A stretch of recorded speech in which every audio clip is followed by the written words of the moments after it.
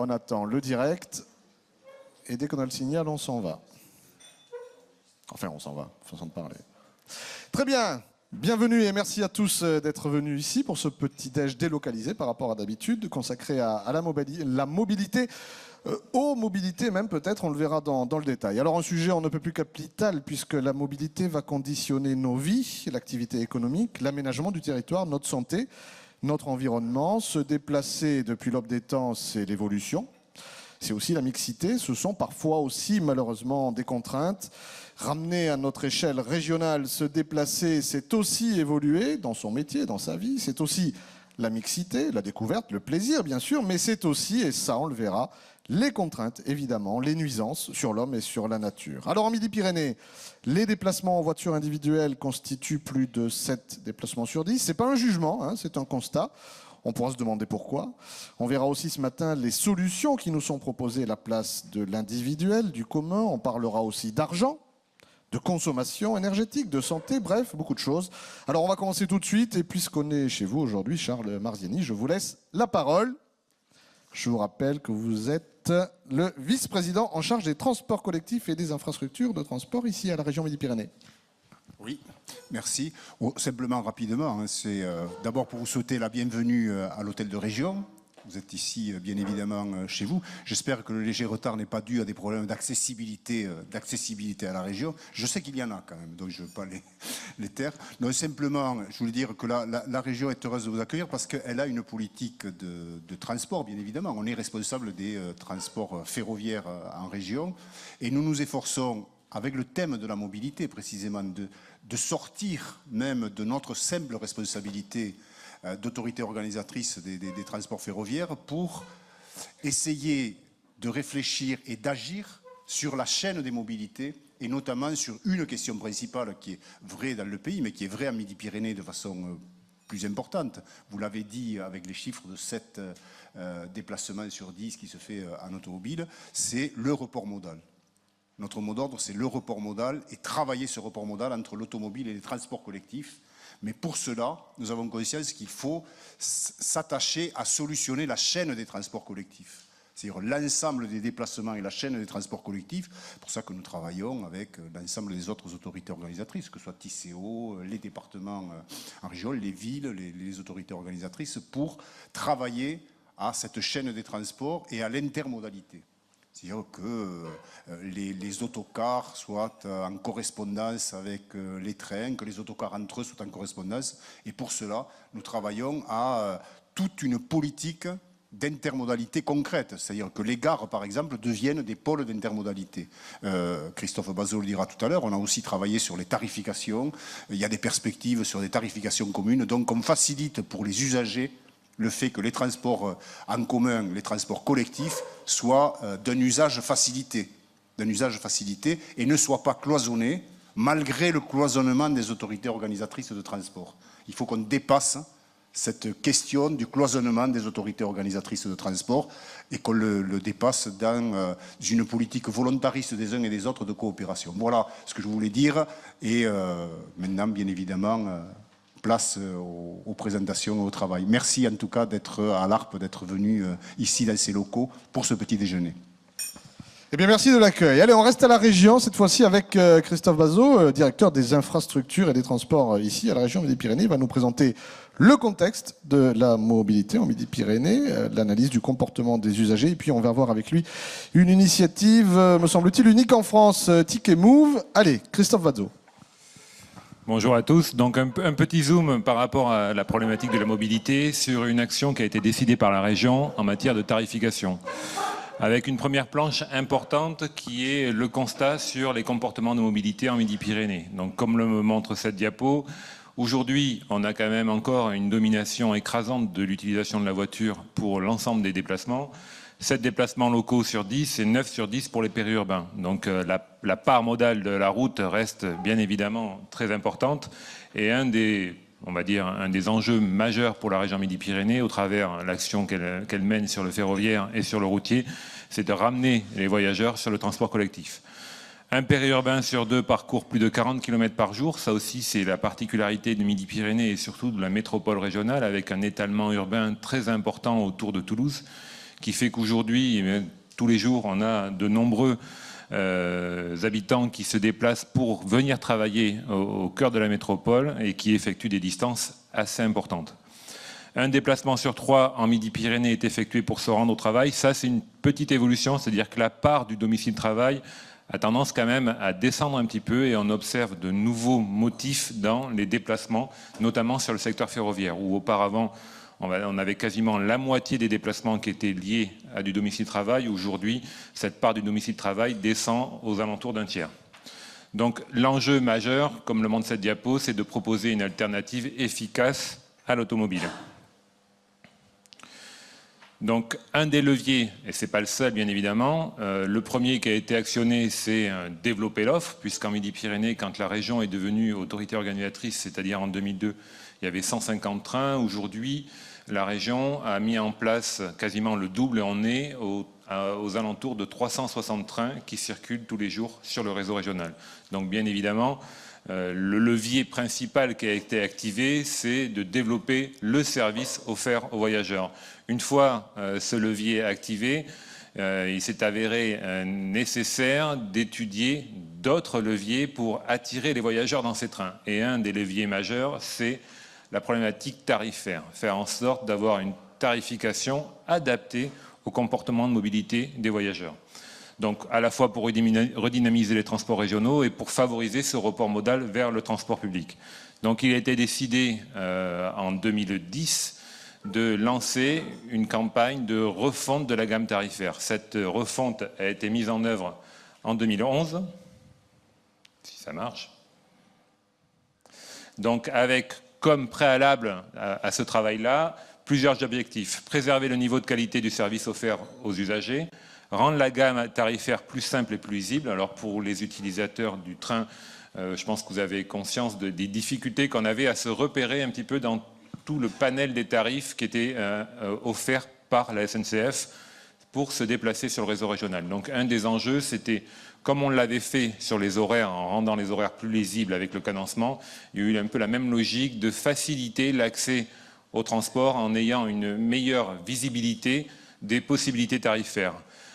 L'enjeu qui se rajoutait à ça, c'était remplir les trains faiblement fréquentés. Parce que comme je l'ai dit au départ, on a une structure de la mobilité qui est très orientée sur du domicile-travail, domicile-études. Ce qui fait que les flux se concentrent sur les périodes de pointe du matin et du soir pour arriver à Toulouse et pour en repartir le soir. Et on observait des flux bien moindres sur ce qu'on appelle les heures creuses, donc de milieu de matinée ou de milieu d'après-midi, avec un enjeu qui était de remplir ces trains. Il y avait deux alternatives, c'est soit on supprime ces trains, soit on les remplit. Le choix de la région Midi-Pyrénées, c'est de préserver le niveau de service et donc de conserver ces trains, mais de faire en sorte d'y attirer plus de monde. Proposer de nouveaux droits à de nouveaux usagers, ça aussi c'était un élément important, c'est-à-dire que essayer de sortir de la logique pour avoir droit à un tarif, il faut que je mette en avant un statut, donc le statut de salarié par exemple. Là, la logique qui a prévalu, c'est de dire non, c'est plus le statut qui prime, mais c'est le comportement de mobilité, en l'occurrence la fréquence du déplacement. Et enfin, développer l'utilisation du support billettique, que vous connaissez, je pense, c'est le support carte pastel, qui est partagé aujourd'hui par plusieurs autorités organisatrices de Midi-Pyrénées, dont la région Midi-Pyrénées et bien évidemment le réseau urbain avec Tisséo SMTC qui utilise aussi ce support. Aujourd'hui, ce qu'on observe, c'est que les combinaisons de déplacements s'opèrent essentiellement entre le réseau ferroviaire et le réseau urbain Tisséo, notamment le métro.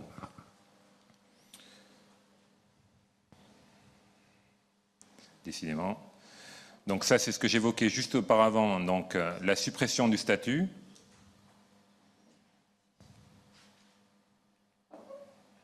Je suis désolé, c'est un peu compliqué.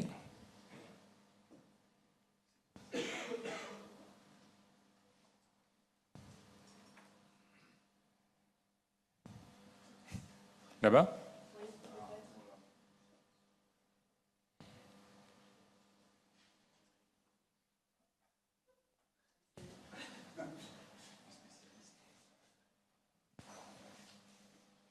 Oula.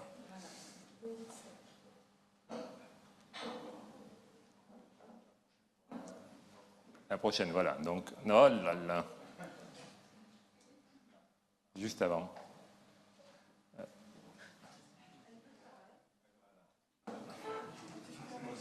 Non, voilà, on y était. Juste après, voilà, donc des principes nouveaux, suppression du statut salarié étudiant, référence à la fréquence des déplacements et développement de gamme tarifaire intermodale. Ça aussi, c'est un des enjeux forts, c'est de permettre à l'usager d'avoir une combinaison de tarifs entre plusieurs services. Alors, combinaison, comme je l'évoquais, avec d'autres réseaux, mais aussi, et c'est un axe aujourd'hui qui est développé par la région, combinaison avec d'autres services. Alors, pour ceux qui connaissent, je pense que c'est le plus marquant à Midi-Pyrénées, c'est le titre Skirail qui associe le transport à l'accès aux remontées mécaniques.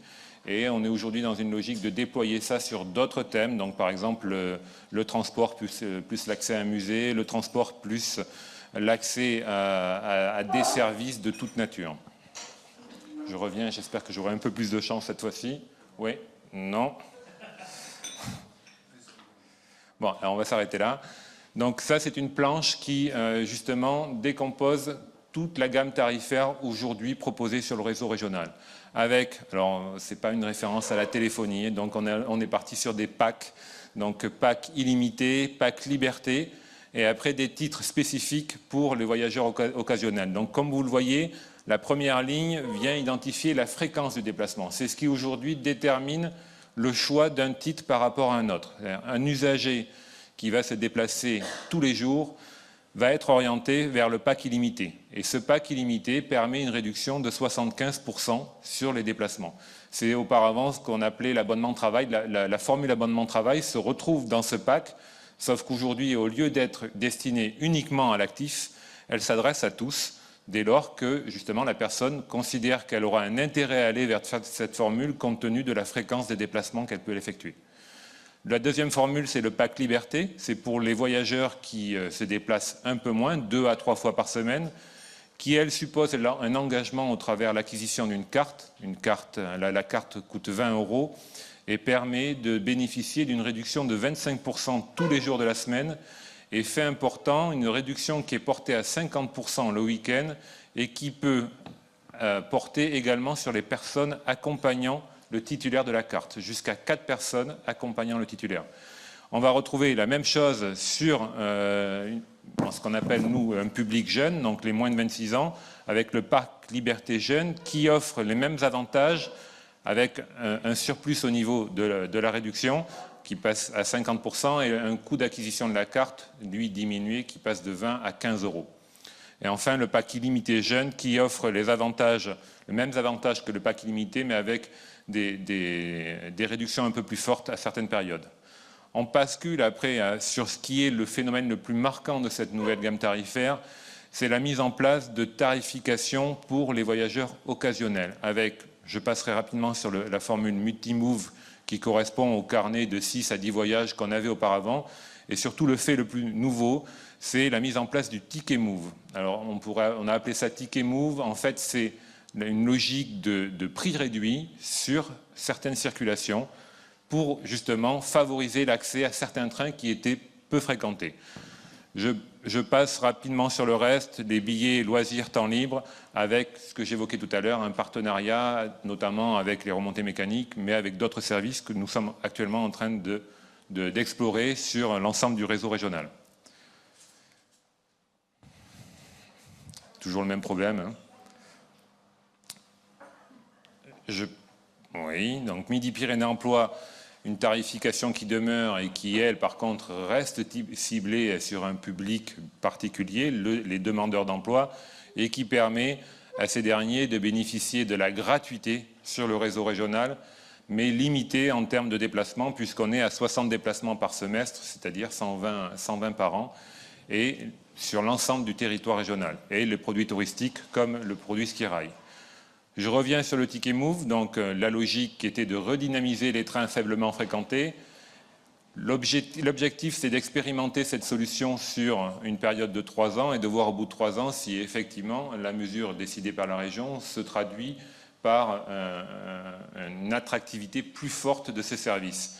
La particularité de Ticket Move, c'est qu'elle est orientée uniquement sur certains trains. C'est-à-dire que le tarif promotionnel en question n'est pas sur l'ensemble des trains, mais est limité à certains trains identifiés. Sur les 360 trains que compte Midi-Pyrénées, 119 sont ouverts à la tarification de Ticket Move. Et vous le voyez apparaître ici sur le bas de la planche, vous avez un extrait d'une fiche horaire. Et les trains Ticket Move sur les fiches horaires sont identifiés par la couleur rose. Alors vous le voyez par exemple sur l'axe Toulouse-Auch. Dans le sens Auch-Toulouse, vous avez 6 trains qui sont ouverts à la tarification Ticket Move. Pas n'importe quel train, bien évidemment, les trains de pointe ne permettent pas cela, mais par contre, d'autres trains permettent d'avoir cette tarification. La caractéristique de cette tarification, c'est d'avoir un tarif forfaitaire en fonction de la distance parcourue. On a découpé le réseau par tranche de 40 km et le tarif Ticket Move est de 2,50 € par tranche de 40 km. Donc vous avez des exemples de prix sur la droite. Toulouse-Autorive à 2,50 € au lieu de 6,60 €. Toulouse-L'Isle-Jourdain, 2,50 €. Toulouse-Montauban, 5 € contre presque 9 € en tarif normal. Donc une tarification très attractive, un niveau de réduction comparable à celui qu'on peut observer en achetant des packs, mais sans avoir cet engagement de départ, un engagement sur la durée ou un engagement en achetant une carte à 15 ou 20 €. Ça permet du coup à l'occasionnel de se déplacer en bénéficiant d'une tarification extrêmement attractive. Alors, sachez que vous retrouverez tous les documents ressources sur le site de l'ARP. Hein. Si c'est écrit trop petit, si vous ne voyez pas, vous pourrez le regarder tranquillement, tout sera en ligne. Hein. Et pour ce qui est de la gamme tarifaire, vous avez à l'entrée des dépliants sur le pack illimité et le pack liberté qui rentrent vraiment dans le détail de cette tarification et qui vous permet d'en savoir un peu plus. Les chantiers en cours, c'est ce que j'ai évoqué tout à l'heure, c'est les billets loisirs temps libre avec des pistes pour justement associer le déplacement à une activité culturelle ludique. On travaille par exemple en ce moment avec le Gers pour permettre une rando VTT dans le Gers associée au transport sur Toulouse-Gimont par exemple. Et d'autres pistes encore sont explorées. Et surtout des tarifications intermodales. Donc un travail est engagé aujourd'hui avec le SMTC, Tisséo SMTC pour justement avoir des combinaisons tarifaires qui permettent un avantage pour le voyageur, qui ne sont pas uniquement la simple combinaison, la juxtaposition de deux tarifs, mais qui sont vraiment une intégration des deux pour avoir une réduction à la fois sur le réseau ferroviaire et sur le réseau urbain. Les premiers résultats sont plutôt encourageants puisque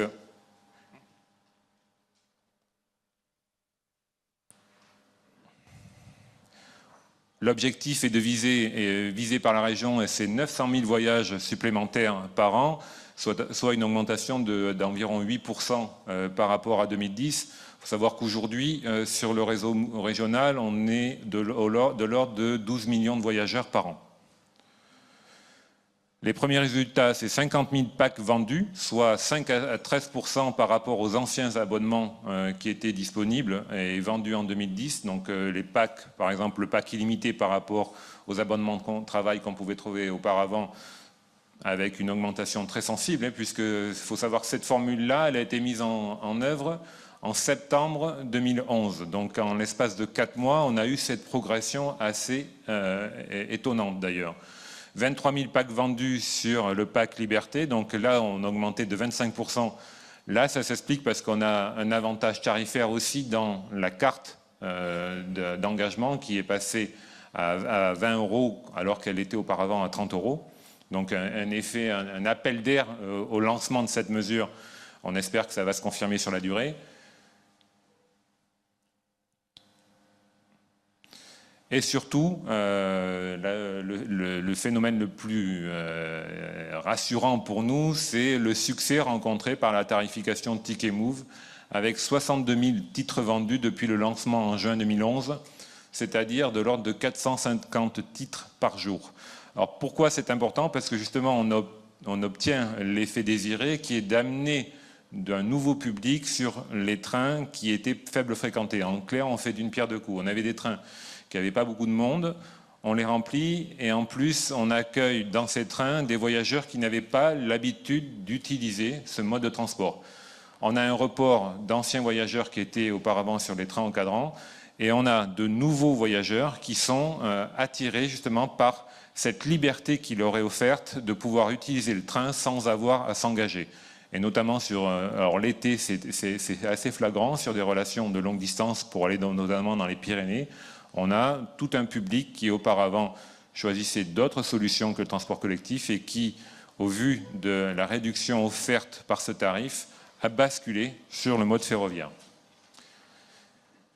J'ai été le plus bref possible, ça peut appeler certaines questions. Tout à fait, il n'y a aucun problème. À les poser. Merci beaucoup Christophe Bazot, directeur des infrastructures ici à la région Midi-Pyrénées, infrastructures et transport. Allez, Julien Lavaux, il est chargé de mission mobilité à l'ARP. On va voir avec lui ce qu'on entend par la mobilité douce et il va l'illustrer notamment par un programme européen qui s'appelle Smooth. Julien Lavaux. Oui, merci. Donc je voulais parler de l'exemple de ce qu'on pouvait faire en termes de mobilité douce dans une petite collectivité, enfin une ville moyenne quand même à Cahors, c'est pas une toute petite collectivité. Donc on est dans le Lot, au nord de la région Midi-Pyrénées. Donc c'est un programme Smooth. Pour vous en parler, alors vous avez le titre, ce que ça veut dire, le Smooth, les initiales. Là. Donc c'est plutôt sur la sécurité et la mobilité. Alors sécurité, vous allez voir pourquoi. C'est parce qu'en fait il y a des partenaires européens, donc comme tout projet européen. Alors en France, on a bien sûr les pays de Wallon de Vilaine, hein, qui est à côté de la Bretagne, en dessous de Rennes, qui est un pays au sud de Rennes. Et puis vous avez la ville de Kaunas, donc la ville de Kaunas en Lituanie. Moi je suis allé là 1 an, j'ai eu l'occasion d'y aller. Et c'est vrai qu'on comprend pourquoi on a mis le mot sécurité dans Smooth, parce que c'est vrai que les pays, comme beaucoup de pays de l'Est, ont encore des difficultés au niveau notamment des piétons en bord de route, avec des mortalités assez importantes. Donc il y avait un retour d'expérience qu'avaient besoin ces pays-là par rapport au niveau de la sécurité que nous, on peut avoir en France au niveau des piétons. Après, on avait le ministère de la Communication du Travail de Chypre, donc c'est le ministère de Chypre, donc une île à l'extrémité de l'Europe, et qui était plutôt sur des problèmes d'aménagement et de reconstruction. Pour ceux qui connaissent l'île de Chypre, on est encore sur un territoire qui est partagé entre la Turquie et Chypre, donc avec un front en plein milieu d'une ville qui s'appelle Nicosie, la capitale, donc avec des problèmes notamment liés à la reconstruction, donc autant reconstruire de manière adéquate par rapport à ce qui se fait au mieux en Europe. Donc c'était surtout un retour d'expérience. Et puis pour ce qui nous concerne, nous, plus en Midi-Pyrénées par rapport à l'apport qu'on peut avoir sur Smooth, c'est l'accompagnement qu'on fait au niveau du Grand Cahors, donc la communauté d'agglomération du Grand Cahors, avec l'aide de Quercy Énergie, donc l'agence locale de l'énergie du Lot, et donc avec la ville de Cahors aussi. Et là, c'est un travail qui est beaucoup plus porté autour du vélo et de la mobilité scolaire. Donc c'est ce que je vais vous présenter aujourd'hui. C'était les 2 actions qu'on a pu faire et sur lesquelles on nous accompagne et qui vont en complément de ce qu'on a pu entendre au début et ce qu'on va entendre par la suite lors des présentations. Donc je vais essayer de faire un peu plus court pour laisser aussi les intervenants se présenter un peu plus longtemps. Alors c'est un projet qui a commencé en décembre 2009, qui finit en décembre 2012, donc cette année. Alors les 2 actions phares que nous on avait apportées avec eux, c'était d'abord la première action, le pédibus. Alors un pédibus, pour ceux qui ne savent pas, c'est un petit bus à pied, comme on pourrait appeler directement. Donc en fait c'est des accompagnants qui amènent des enfants à l'école. Alors ça peut être tout simple pour des gens qui le font tous les jours, amener les enfants et des fois amener les enfants des amis, voilà. Mais pourtant c'est pas une réalité aujourd'hui, vu qu'on fait plutôt ce qu'on pourrait appeler un peu comme quand on va dans les fast-food, on fait du drive quand on arrive à l'école. Donc on arrive devant l'école, en voiture, hop, on s'arrête, on ouvre la porte, l'enfant il court à l'école, et puis on repasse le prendre le soir. Sauf que derrière, ça crée des contraintes pour la famille, des contraintes pour l'environnement et pour les consommations d'énergie bien entendu. Et puis on s'aperçoit aussi que ça fait disparaître un peu le lien et l'autonomie. Donc l'avantage de ce type d'initiatives à mettre en place sur les territoires, qui se mettent en place sur beaucoup de territoires à Midi-Pyrénées, c'est le cas sur Toulouse, l'agglomération sur toulousaine, et puis sur l'ensemble des départements, c'est de pouvoir aussi redonner une certaine confiance aux jeunes, de pouvoir être autonome. Donc l'autonomie, quand on est au primaire, c'est pas mal de pouvoir l'acquérir dès le primaire, parce que quand on arrive au collège, au lycée, on est encore plus autonome, et c'est vrai qu'on a l'habitude d'être un peu perdu quand on arrive surtout au début du collège. Donc là, on a des enfants qui sont dans le primaire, et qui sont en groupe, en 8-10 personnes, accompagnés par 2 adultes, et qui vont aller à l'école ensemble, le matin et le soir, et qui va permettre du coup de donner une dynamique de groupe. Et puis ce qui est bien, c'est qu'on a des fois les petits qui sont amenés par les grands, et les petits souvent veulent faire comme les grands, donc c'est bien aussi de les ramener un peu plus souvent à la responsabilité. Donc ce qu'on a fait pour ça, c'est qu'on avait avant une plaquette qui était ancienne à l'ARP, qu'on a pu actualiser dans le cadre du projet Smooth. Donc c'est une plaquette, je vous ai mis l'exemplaire en anglais, parce que dans le pro européen, on essaie d'échanger des expériences. Donc cette plaquette est utilisée aujourd'hui par les autres partenaires. J'aurais pu mettre la traduction lituanienne ou chypriote, mais je pense comme moi, vous n'aurez pas tout à fait compris ce qu'il y aurait écrit. Donc en anglais, c'est à peu près compréhensible. Donc c'est un support qui nous a permis notamment de faire le lien aussi avec les acteurs, pour notre côté à nous, ARP, les acteurs régionaux, notamment Mobidu, qui est le réseau aujourd'hui en Midi-Pyrénées qui aide à la mobilité scolaire. Donc en même temps, merci, donc je vais poser la télécommande. Donc comment ça se traduit? À Cahors, ils ont mis en place donc des petits panneaux carapates pour indiquer qu'il y a des arrêts. Donc c'est comme un arrêt de bus, donc ça va être expliqué, ça aurait pu être expliqué par la région ou Tisséo comment ça fonctionnait aussi bien le train que le bus, c'est-à-dire vous avez des arrêts, vous allez à l'arrêt, puis vous attendez que la navette arrive. Là, c'est une navette piétonne qui arrive, et donc il vous prend. Vous avez 2-3 arrêts. C'est des circuits qui font moins d'1 kilomètre, parce que faire 3 km ou 4 km à pied quand on a moins de 12 ans, ça fait quand même beaucoup le matin. Donc on va rester sur des ordres de mesure assez raisonnables. Et puis ça peut se faire donc soit à pied ou soit en vélo, parce qu'on parle de pédibus ou cyclobus. Donc il ne faut pas oublier aussi le vélo comme étant un outil pour se déplacer, qui est loin d'être négligeable. Donc si on peut aller à la diapositive juste après. Donc même juste après, donc ça c'était la fiche sur le réseau Mobidu. Et puis je voulais juste montrer que voilà, à Cahors, ils ont eu une autre initiative, c'est qu'il y a eu un centre équestre en fait à côté de la ville de Cahors, qui s'est proposé de dire nous on a des chevaux, on a des calèches, pourquoi pas on pourrait aussi faire du ramassage scolaire sur une petite distance. Donc comme quoi tout est possible aujourd'hui, et que même si ça peut faire sourire certains ou penser à l'ancien temps, au temps de vos parents ou de vos grands-parents, pourquoi pas utiliser aussi des modes comme ça qui sont plus respectueux et qui permet aussi d'être un complément à une activité qui est le centre équestre, qui ne fonctionne pas forcément pendant les heures scolaires. Donc on a cette initiative-là. Nous, en parallèle, pour accompagner Cahors, j'ai pas pu vous le montrer parce qu'on n'a pas tout à fait eu le temps de le finir, mais on a fait aussi des petits panneaux stop qui permettront aussi aux accompagnateurs de se sentir en sécurité, en plus des gilets jaunes qu'on distribue donc à l'ARP qui sont disponibles si vous avez besoin. On va donner des petits panneaux pour faire arrêter les voitures et pour rendre encore plus sécuritaire l'accompagnement que peuvent avoir les parents sur les pédibus, notamment à pied. En vélo, c'est un peu moins embêtant, parce qu'on a des pistes cyclables, mais à pied, c'est vrai que il y a des axes qui sont un peu difficiles à traverser. C'est souvent plus sécurisant de pouvoir être identifié et de pouvoir arrêter les véhicules avec un panneau. Alors après, on va aller sur la... Voilà, donc ça c'était les autres photos en zoomant sur le ramassage. Donc on voit avec les tickets, avec les petits gilets pour toujours la sécurité. Le deuxième action que je voulais vous parler, et puis c'est la dernière action que je vous parlerai dans le cadre de mon intervention, c'est le garage à vélo de la ville de Cahors. Alors comme ça a été présenté par Monsieur Basso, l'intermodalité est très importante aujourd'hui. Et on sait très bien que, c'est le cas pour les TER, mais c'est aussi le cas pour d'autres modes de transport, on ne peut pas toujours se balader avec son vélo, et que c'est vrai que c'est bien de pouvoir laisser son vélo en sécurité, notamment si on veut aller jusqu'à la gare, laisser son vélo et prendre le train pour aller après jusqu'à Toulouse ou aller vers d'autres villes. Donc la difficulté, c'est d'amener toujours son vélo avec soi et puis laisser en sécurité. Donc la ville de Cahors a mis en place deux actions, enfin plusieurs actions. La première, c'est, est-ce que la diapo va arriver? Voilà, donc ça c'est les premiers, ça c'est type de parking assez commun on va dire aujourd'hui, mais qui sont protégés et qui permet déjà d'avoir un vélo un peu protégé quand il pleut, c'est un peu mieux. Et puis c'est un peu plus sympa que la petite borne au bord du trottoir qui sert plutôt à éviter que les voitures aillent sur le trottoir que plutôt pour garer des vélos. Donc c'est vrai que quand on gare les vélos, après on va être embêté avec certains publics qui peuvent dire que c'est pas fait pour. Donc il y a des aménagements comme ça qui sont très simples et qui permettent déjà de rendre un peu plus sécuritaire l'attache du vélo, qui est souvent un frein. Moi, le premier, j'ai perdu pas mal de vélos ces dernières années à Toulouse, malgré un antivol et malgré pouvoir le garer comme je peux. Voilà, donc c'est pas toujours évident. Et puis la deuxième action qui me semblait beaucoup plus intéressante à vous montrer et sur laquelle je terminerai, mais je parlerai un peu plus longtemps, c'est sur le garage à vélo, mais le vrai garage à vélo. Alors quand je dis vrai garage à vélo, c'est que celui-là, il est réglementé et l'accès est limité à ceux qui font la demande pour y accéder et pour garer leur vélo.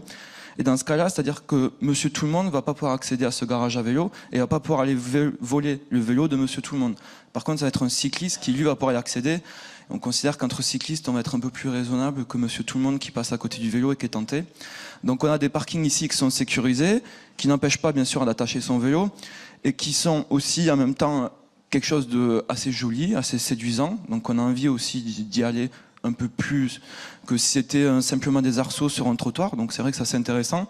Et puis ça va en interaction avec l'ensemble des transports, parce qu'ici on est à proximité d'un parking. Il y a le même type d'aménagement qui va être fait à côté de la gare. Et donc ça va permettre en fait de faciliter l'intermodalité, notamment en laissant son vélo. Donc la région Midi-Pyrénées met en place ce qu'on peut appeler des sortes de garages protégés en fer, sortes de petites maisonnettes. Et puis il y a d'autres systèmes qui existent comme ça. Alors l'avantage du projet européen, c'est qu'on a pu aller voir ce qui s'est passé dans d'autres pays. Et c'est vrai qu'on a pu voir qu'en Allemagne, où les pays qui sont très vélos, ont plutôt des parkings aménagés comme ça, qui ont aussi l'avantage, c'est qu'on peut doubler l'étage. Donc celui-là il est aménageable pour mettre un étage.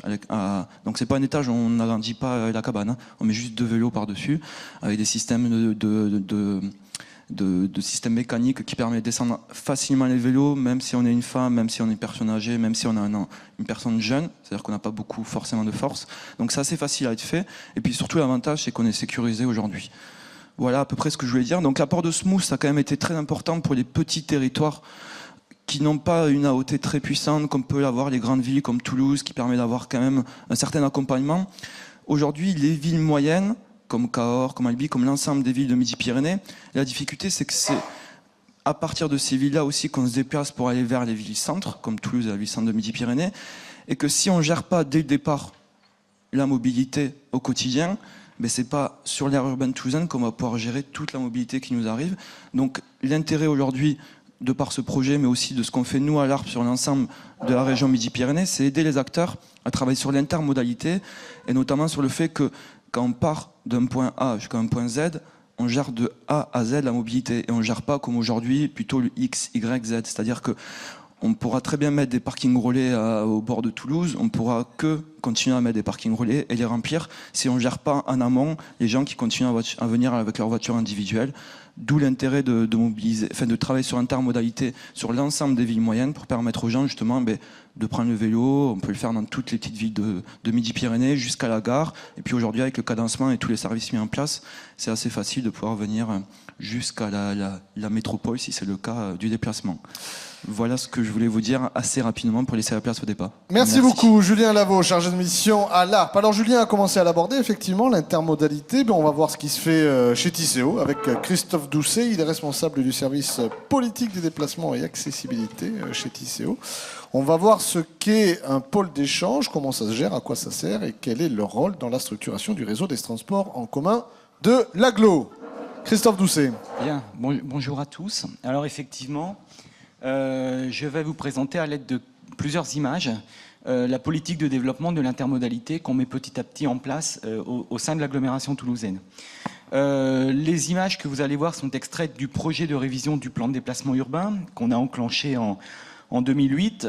On vient d'achever donc l'enquête publique, et dans ce plan de déplacement urbain, il y a donc des chapitres consacrés entièrement à l'intermodalité. Les enjeux, c'est d'aménager avec le réseau structurant de transport en commun en site propre des pôles d'échange, de façon à contribuer à la structuration des territoires, notamment de ce qu'on appelle la ville intense, donc Toulouse et notamment les communes de la première couronne, de façon à répondre aux nouveaux besoins de déplacement des usagers, donc dans les parties les plus denses de l'agglomération toulousaine. La machine va plus vite que moi. Voilà. Alors, première image donc, qui est extraite du schéma de cohérence du territoire, donc le SCOT, qui a été repris au niveau du plan de déplacement urbain. On a constaté à travers les enquêtes de mobilité qui ont été faites depuis 1996 sur la grande agglomération toulousaine, une structuration de l'agglomération en bassin de mobilité. Voilà, avec de plus en plus au sein de ces bassins de mobilité des déplacements en interne. On habite au sud-est de l'agglomération, on travaille au sud-est de l'agglomération, on envoie les enfants dans les lycées ou dans les collèges du sud-est de l'agglomération, et on va consommer principalement dans les centres commerciaux de ce bassin de mobilité. Donc il y a de moins en moins d'échanges entre la périphérie et la ville-centre de Toulouse, même si aujourd'hui on continue à avoir une somme conséquente de déplacements, puisque sur l'agglomération toulousaine, on a dépassé le cap des 4 millions de déplacements au quotidien, tous modes confondus. Voilà. Donc, on a fait le constat avec les élus qu'il fallait organiser et structurer le réseau de transport en commun autour de pôles d'échange, de façon à profiter du réseau structurant, qui peut être aussi bien le réseau métro-tramway que le réseau développé par la région Midi-Pyrénées, dès lors que certains bassins de mobilité sont desservis avec un réseau ferroviaire et où on a des gares ou des haltes ferroviaires sur lesquelles peuvent s'adosser un réseau organisé et structuré de transport en commun urbain.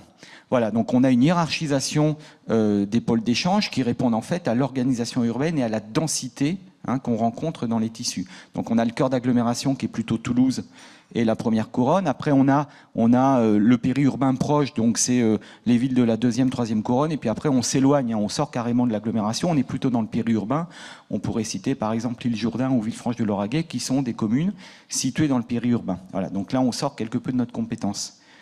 Par contre, vous voyez donc la tache rouge quadrillée en jaune et puis ce carré jaune constitue donc le périmètre du périmètre de transport urbain.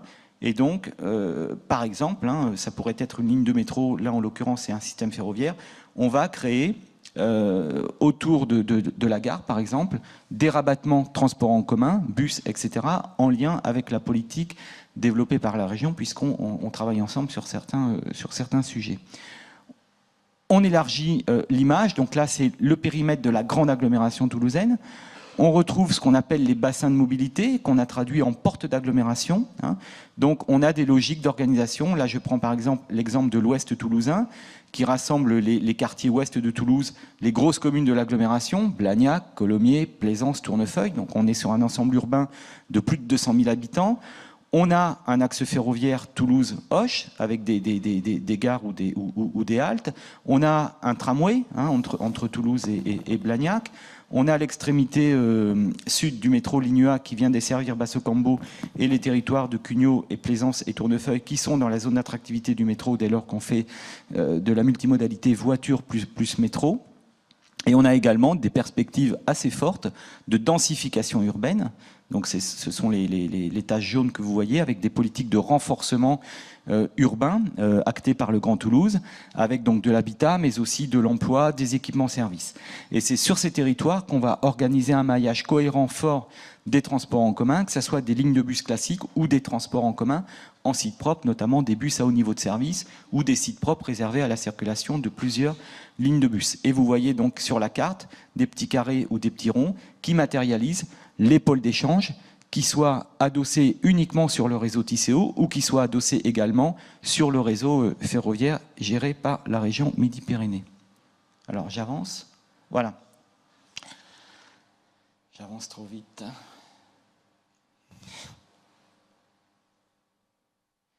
Voilà, donc ça c'est extrait du plan de déplacement urbain, chapitre intermodalité. Donc on a 3 axes de développement, alors ils sont tous plus ou moins enclenchés. On a développé l'intermodalité et renforcé les pôles d'échange. On a mis en place également ce qu'on appelle nous une centrale d'information multimodale. En fait c'est une plateforme dématérialisée où l'usager va trouver l'intégralité des renseignements pour préparer son voyage, qu'il le fasse à pied, à vélo, en bus, en métro, en train, en avion, etc. Voilà. Donc il y a déjà ce type d'outil qui a été mis en place par la région et à l'échelle de la grande agglomération toulousaine, dans un ensemble partenarial. Donc on a mis en place ce type d'outil qui n'est pas encore tout à fait rendu public, mais en tout cas c'est un objectif. Et puis un autre point, c'est développer les services aux personnes. On ne peut pas aujourd'hui développer des pôles d'échange sans les insérer dans la vie quotidienne de tous les jours. Donc il faut les intégrer impérativement dans les quartiers, dans les communes, et offrir, en plus du fait de pouvoir prendre le métro, le train, offrir des services associés, soit à la mobilité, soit à la vie urbaine quotidienne. Alors, voilà. Donc le petit soleil là, matérialise un pôle d'échange. Et là, on travaille uniquement sur les questions de transport.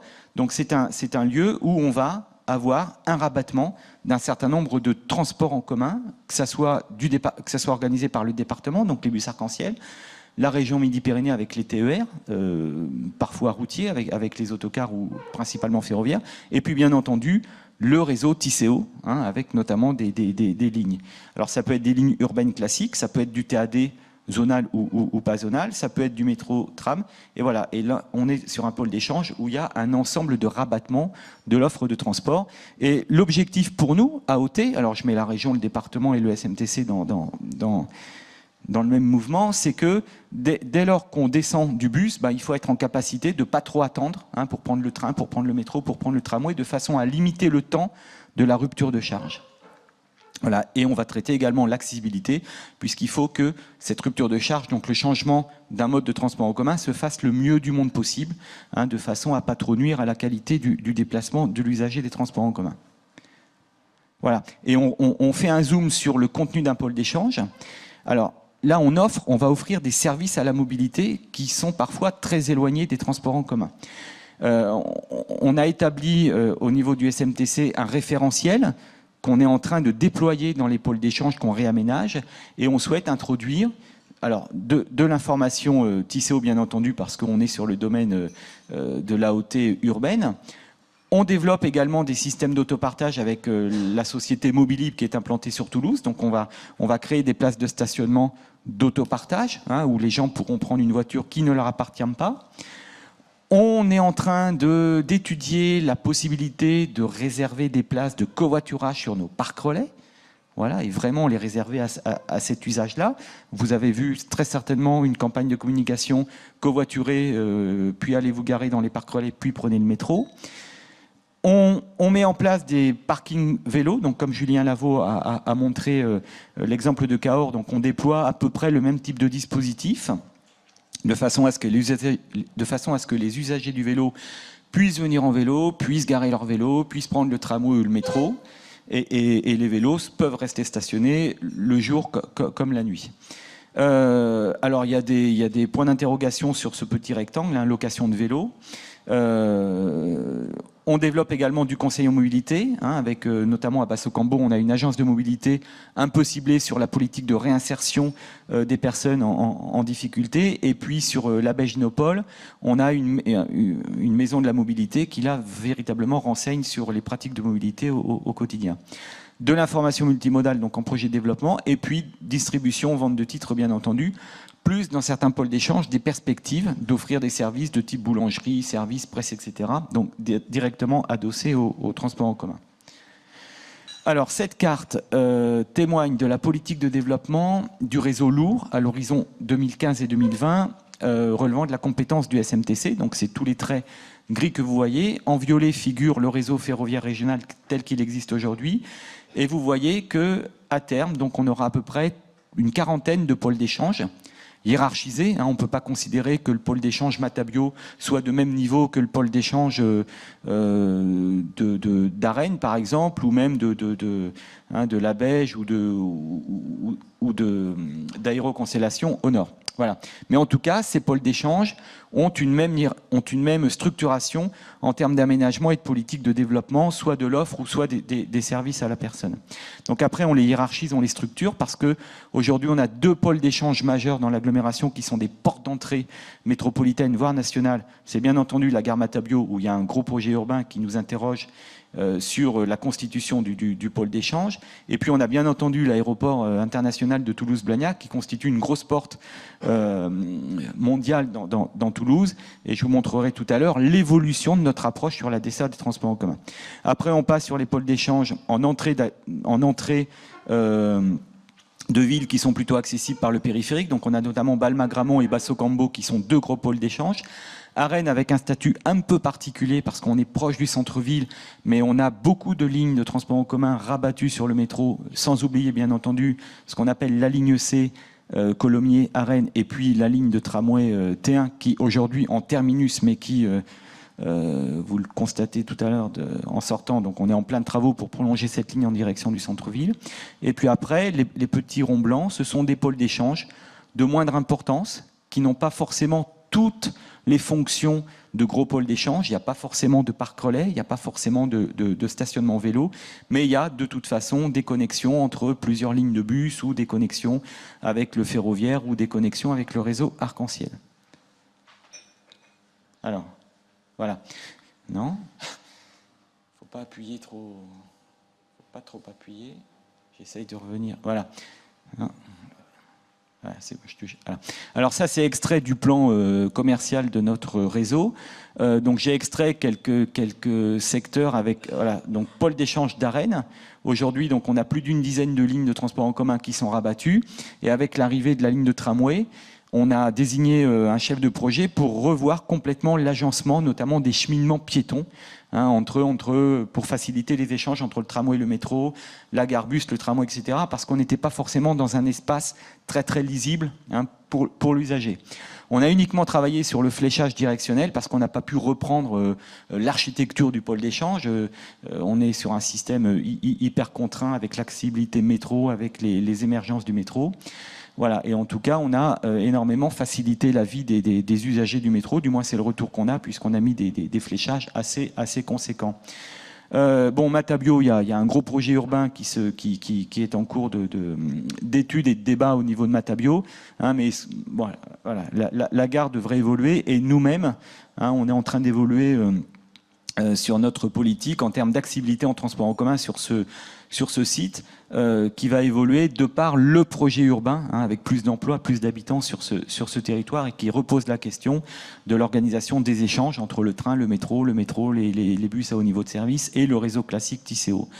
Un exemple éloigné de Toulouse, mais proche de Toulouse, c'est la commune de Colomiers, où il y a une gare ferroviaire et 2 haltes ferroviaires, où il y a 4 ou 5 lignes de bus urbaines qui desservent le territoire de Colomiers. Il y a 8 lignes organisées par la régie de Colomiers, et puis on a quelques lignes du département, et on a véritablement un pôle d'échange autour de la gare de Colomiers, qui a été réaménagé dans les années 2003, 4, enfin je ne sais plus la date, voilà, et on a réorganisé complètement, hein, la gare de façon à faciliter les échanges entre les réseaux de bus et le train, les vélos également, l'accessibilité vélo, les têtes de stations taxi, etc. Et autre exemple, donc Basso-Cambo, où là il y a une réflexion urbaine qui est pilotée par le Grand Toulouse, de façon il y a ce qu'on appelle une orientation d'aménagement au projet de révision du PLU de Toulouse, voilà, où on réfléchit sur la façon de réaménager le pôle d'échange et de réinvestir l'espace. On parle de parc relais.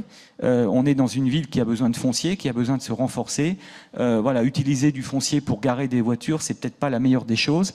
Et les parcs relais, c'est peut-être pas non plus la meilleure des choses pour inciter à l'usage des transports en commun, puisque les parcs relais incitent également à s'éloigner, hein, de la ville, et on vient en voiture vers le métro. Donc il vaut mieux constituer des pôles d'échange avec une urbanisation plus dense autour. D'ailleurs, c'est un des objectifs du Grenelle de l'environnement. Donc ça nous repose la question de l'organisation des parcs relais dans un système urbain un peu plus dense autour des stations de métro. Alors, l'aéroport, non. Ah, comment je fais là? Vous me le remettez?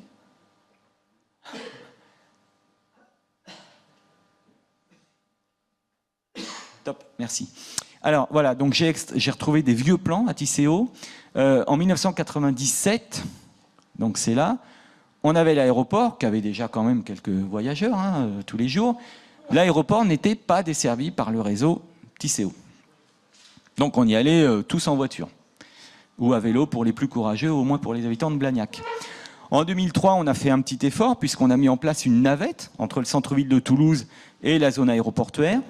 Voilà. Et puis on a boosté le dispositif à partir de 2008, voilà, et on a fait venir au moins une ligne urbaine, donc je crois que c'était la 25, hein, qui desservait la commune de Blagnac et qui passait par l'aéroport. Alors je sais qu'en 2005, on avait 8% d'usagers qui allaient à l'aéroport avec la navette, donc c'était très bien, c'était au même niveau que les taxis. Et en 2010, voilà, on a complètement revisité l'accessibilité transport en commun de l'aéroport. Dorénavant, il y a 3 lignes de bus qui arrivent régulièrement à l'aéroport. En 2014, on devrait avoir la ligne Envol, hein, qui desservira l'aéroport. Et le chef de projet pôle d'échange du SMTC a travaillé avec la société ATB, donc Aéroport Toulouse-Blagnac, de façon à réaménager complètement le parvis de l'aéroport, hein, puisqu'il y a eu un réaménagement. Donc on s'est inséré dans leurs études de façon à ce que les lignes de bus ou le tramway soit véritablement au contact de l'entrée de l'aéroport. Et dorénavant, c'est vrai que quand on sort de l'aéroport, on n'a plus forcément, alors on a toujours les voitures en ligne de mire, mais au moins on a les transports en commun plus facilement accessibles. les perspectives d'évolution à l'aéroport sont l'implantation d'une agence commerciale dans l'aéroport, de façon à ce que les usagers trouvent directement tous les renseignements pour prendre notamment le réseau Tisséo. Voilà, donc là c'est un exemple de pôle d'échange de Balma-Gramont. C'est peut-être pas forcément le meilleur exemple, mais on a donc la station de métro à partir de laquelle on va organiser donc ce qu'on appelle une gare bus, de façon à faciliter l'accessibilité des bus vers le métro et faciliter les cheminements piétons. Au sein de la gare bus ici, donc on a des bâtiments d'exploitation, mais on a une agence commerciale. On a également un point vente type croissanterie. On met les places PMR à proximité, et c'est ici qu'on va développer très certainement les places d'autopartage, si Mobilib souhaite s'implanter sur Balma-Gramont. Ici, on a les poches de stationnement, et c'est au plus près de la station de métro qu'on vise à développer des places spécifiquement réservées au covoiturage. Ici, c'est le parking en silo qu'on a construit à Balma-Gramont. Au rez-de-chaussée, on en a profité pour insérer un parking vélo sécurisé, accessible uniquement avec la carte pastel. On a maintenu néanmoins les stationnements vélos sur les racks, sur le mobilier urbain qu'on a disposé. Mobilier urbain destiné initialement au vélo, qui est de plus en plus utilisé par les scooters, puisque de par la réglementation en termes d'assurance, les scooters sont dorénavant obligés de s'attacher à du mobilier urbain, sinon en cas de vol, ils ne sont pas remboursés par les assureurs. Donc on a de plus en plus des problèmes de conflit entre les scooters et les vélos sur les zones de stationnement initialement réservées aux vélos. Donc ça, il va falloir qu'on le traite également. Et je crois que c'était la dernière diapositive. Voilà. Parfait, merci beaucoup. Christophe Doucet. Alors, on va terminer les présentations avant de vous laisser largement la parole avec Jean-Pierre Clerc. Jean-Pierre, il est directeur de l'association AIL. Et on va voir avec lui que finalement, la mobilité, comme disait un slogan publicitaire, ne vaut que si elle est partagée par tous, et surtout par ceux qui n'en ont pas forcément les moyens. Jean-Pierre va nous parler un peu de l'association AIL, qu'est-ce qu'elle fait tout d'abord, et puis vous allez nous raconter des exemples concrets. Jean-Pierre Clerc, association AIL Midi-Pyrénées. Merci. Alors avant de commencer mon intervention, je vais juste vous rappeler l'article 13 de la Déclaration universelle des droits de l'homme. Toute personne a le droit de circuler librement. Alors parce qu'ils ont raté le permis de conduire, parce qu'ils n'ont pas les moyens d'acheter un véhicule ou de l'entretenir, parce qu'ils n'ont pas les moyens de se payer une assurance, parce qu'ils habitent une campagne dépourvue de transport collectif, de nombreuses personnes ou de nombreux concitoyens sont privés d'une liberté fondamentale, celle de se déplacer. Alors pourquoi je vous dis ça? Je vous dis ça parce que c'est en partant de ces constats-là qu'à 18 ans, on a créé l'association AIL 46, Auto-Insertion Lautoise, qui est devenue depuis 2 ans AIL Midi-Pyrénées. Alors qu'est-ce qu'AIL 46? Qu'est-ce qu'AIL Midi-Pyrénées? C'est une plateforme régionale solidaire d'aide à la mobilité. Actuellement, à qui on demande d'être le plus mobile? C'est aux personnes qui souvent sont très peu qualifiées. C'est elles qui vont vers des emplois. Je vais vous prendre un exemple concret des personnes qui travaillent en grande surface, avec des horaires complètement atypiques, avec des coupures. Bref, on leur demande d'être très mobiles. Le service d'aide à la personne, qui emploie de nombreuses personnes non qualifiées. Là aussi, comment vous voulez faire en milieu rural du service d'aide à la personne si vous n'êtes pas mobile? Alors, ce qu'a fait AIL en 1995, on a créé un parc de véhicules qu'on a mis à disposition des publics, d'un certain public, en grande difficulté ou en difficulté, pour faciliter leur déplacement en vue de leur insertion socio-professionnelle. Alors, on a inventé un métier qui a été qualifié par Éric Le Breton. Alors, je vous parle d'Éric Le Breton parce que c'est, je dirais, dans la mobilité, c'est une personne référence, c'est un chercheur à l'Université de Rennes, qui a parlé, qui a qualifié le métier d'AIL du métier de loueur social. Voilà, au départ, on a commencé par prêter des voitures. On a créé une flotte de voitures qu'on a mis à disposition sur tout le département du Lot. Puis très vite, on s'est aperçu qu'il y a des gens qui n'avaient pas le permis. On a mis en place des scooters, de près de scooters. Puis de près de vélos. Je reviendrai sur le vélo un petit peu après. Puis on a continué comme ça, et on a eu une opportunité, pour pas faire de la pub, une boîte, une grande boîte, nous a offert des fourgons. Elle avait des fourgons. Du coup, on a mis en place aussi des prêts de véhicules utilitaires. Parce que qui dit insertion professionnelle dit souvent déménagement. Il faut se rapprocher de son lieu de travail. Ces fourgons servent aussi aux étudiants Lotois, Gersois, Aveyronnais, qui souhaitent se rapprocher de Toulouse pour déménager et pour aménager leur appartement ou leur chambre d'étudiant. Alors, au fur et à mesure, on a développé aussi, depuis pas mal de temps, le garage associatif. Parce que souvent, le public que nous aidons a des véhicules, ou ont des véhicules, mais en trop mauvais état. Et ils ne peuvent pas aller vers les garages classiques. Pourquoi? En cause du coût. Alors du coup, ce garage associatif qui est ouvert leur permet de venir entretenir le véhicule sous les conseils avisés d'un mécanicien confirmé et diplômé à moindre coût. Et aussi, ils peuvent bénéficier comme ça des tarifs privilégiés sur l'achat de pièces. On a aussi développé, j'espère que je vais rien oublier, on a aussi développé une école de conduite à statut associatif. Parce qu'on s'est aperçu que beaucoup de personnes ne pouvaient pas accéder au permis de conduire par, je dirais, le mode classique des auto-écoles. Pourquoi? Problème d'apprentissage. Problème des gens aussi qui sont issus de l'immigration. Problème aussi, à un moment donné, de comment on se représente l'espace, se déplacer à droite et à gauche. Et Permis Libre a mis en place un module ou plusieurs modules de formation. Je vais vous citer par exemple, on s'est associé avec une compagnie de théâtre dans le cadre de Permis Libre pour pouvoir jouer autour du jeu de rôle et pour la confiance en soi. Parce qu'on s'est aperçu que beaucoup de personnes, qui n'avaient pas de difficulté même, n'avaient pas le permis de conduire, c'était juste une question de confiance en soi. Et cette compagnie théâtrale travaille avec nous sur cet outil-là. On a développé aussi du transport à la demande. On parle de transport à la demande. L'AOT sur le département du Lot, c'est le conseil général. Nous, on fait transport à la demande sur plusieurs petites communes. Alors là, c'est ciblé par rapport au public. C'est des personnes d'un certain âge qui veulent se rendre de leur commune vers le marché ou vers les services les plus proches de chez eux. On fait du déplacement micro-collectif. Je vais vous prendre un exemple. Par exemple, on travaille avec la mission locale du Lot où elle met en place des chantiers écoles. Et pour aller à ces chantiers écoles, ils font une sélection, il y a 8, 9, 10 jeunes qui sont sélectionnés pour aller travailler sur ces chantiers écoles, mais se poser le problème de la logistique du transport. Ces jeunes n'avaient pas le permis de conduire. Du coup, la mission locale a demandé à IEL, est-ce que vous ne pouvez pas nous faire ce transport avec des minibus, parce qu'on a des minibus, pour amener ces jeunes vers ces chantiers écoles? On a dit oui, on l'a fait. On a fait la même chose aussi pour essayer d'amener les jeunes vers les travaux saisonniers. Nos départements, le Lot, l'Aveyron, le Tarn-et-Garonne, sont des départements où il y a beaucoup de travaux saisonniers avec les arboriculteurs et viticulteurs. Le problème, c'est que les jeunes ne pouvaient pas y accéder parce qu'ils n'étaient pas mobiles. Qu'est-ce qu'on a fait? On a fait ce qu'on appelait un kit travaux saisonniers. On a mis en place, AIL faisait le transport avec des minibus, mais en même temps, on leur fournissait un vélo pour pouvoir se déplacer une fois qu'ils étaient sur le lieu de ramassage, une tente pour pouvoir camper pas très loin du ramassage. Et on avait associé avec nous la banque alimentaire pour pouvoir au moins le premier mois, au lieu de demander toujours les avances au patron, le premier mois pouvoir manger et s'alimenter. AIL a aussi développé le service de covoiturage sur Toulouse. Sur Toulouse, AIL est conventionné par le FAST, le Fonds d'action sociale du travail temporaire. Le FAST a créé il y a bientôt 5 ans un réseau qui s'appelle Move Emploi. Ce réseau, c'est le réseau qui appartient au FAST, a agréé 56 associations en France et 3 loueurs traditionnels pour rendre mobiles tous les travailleurs intérimaires de notre territoire national.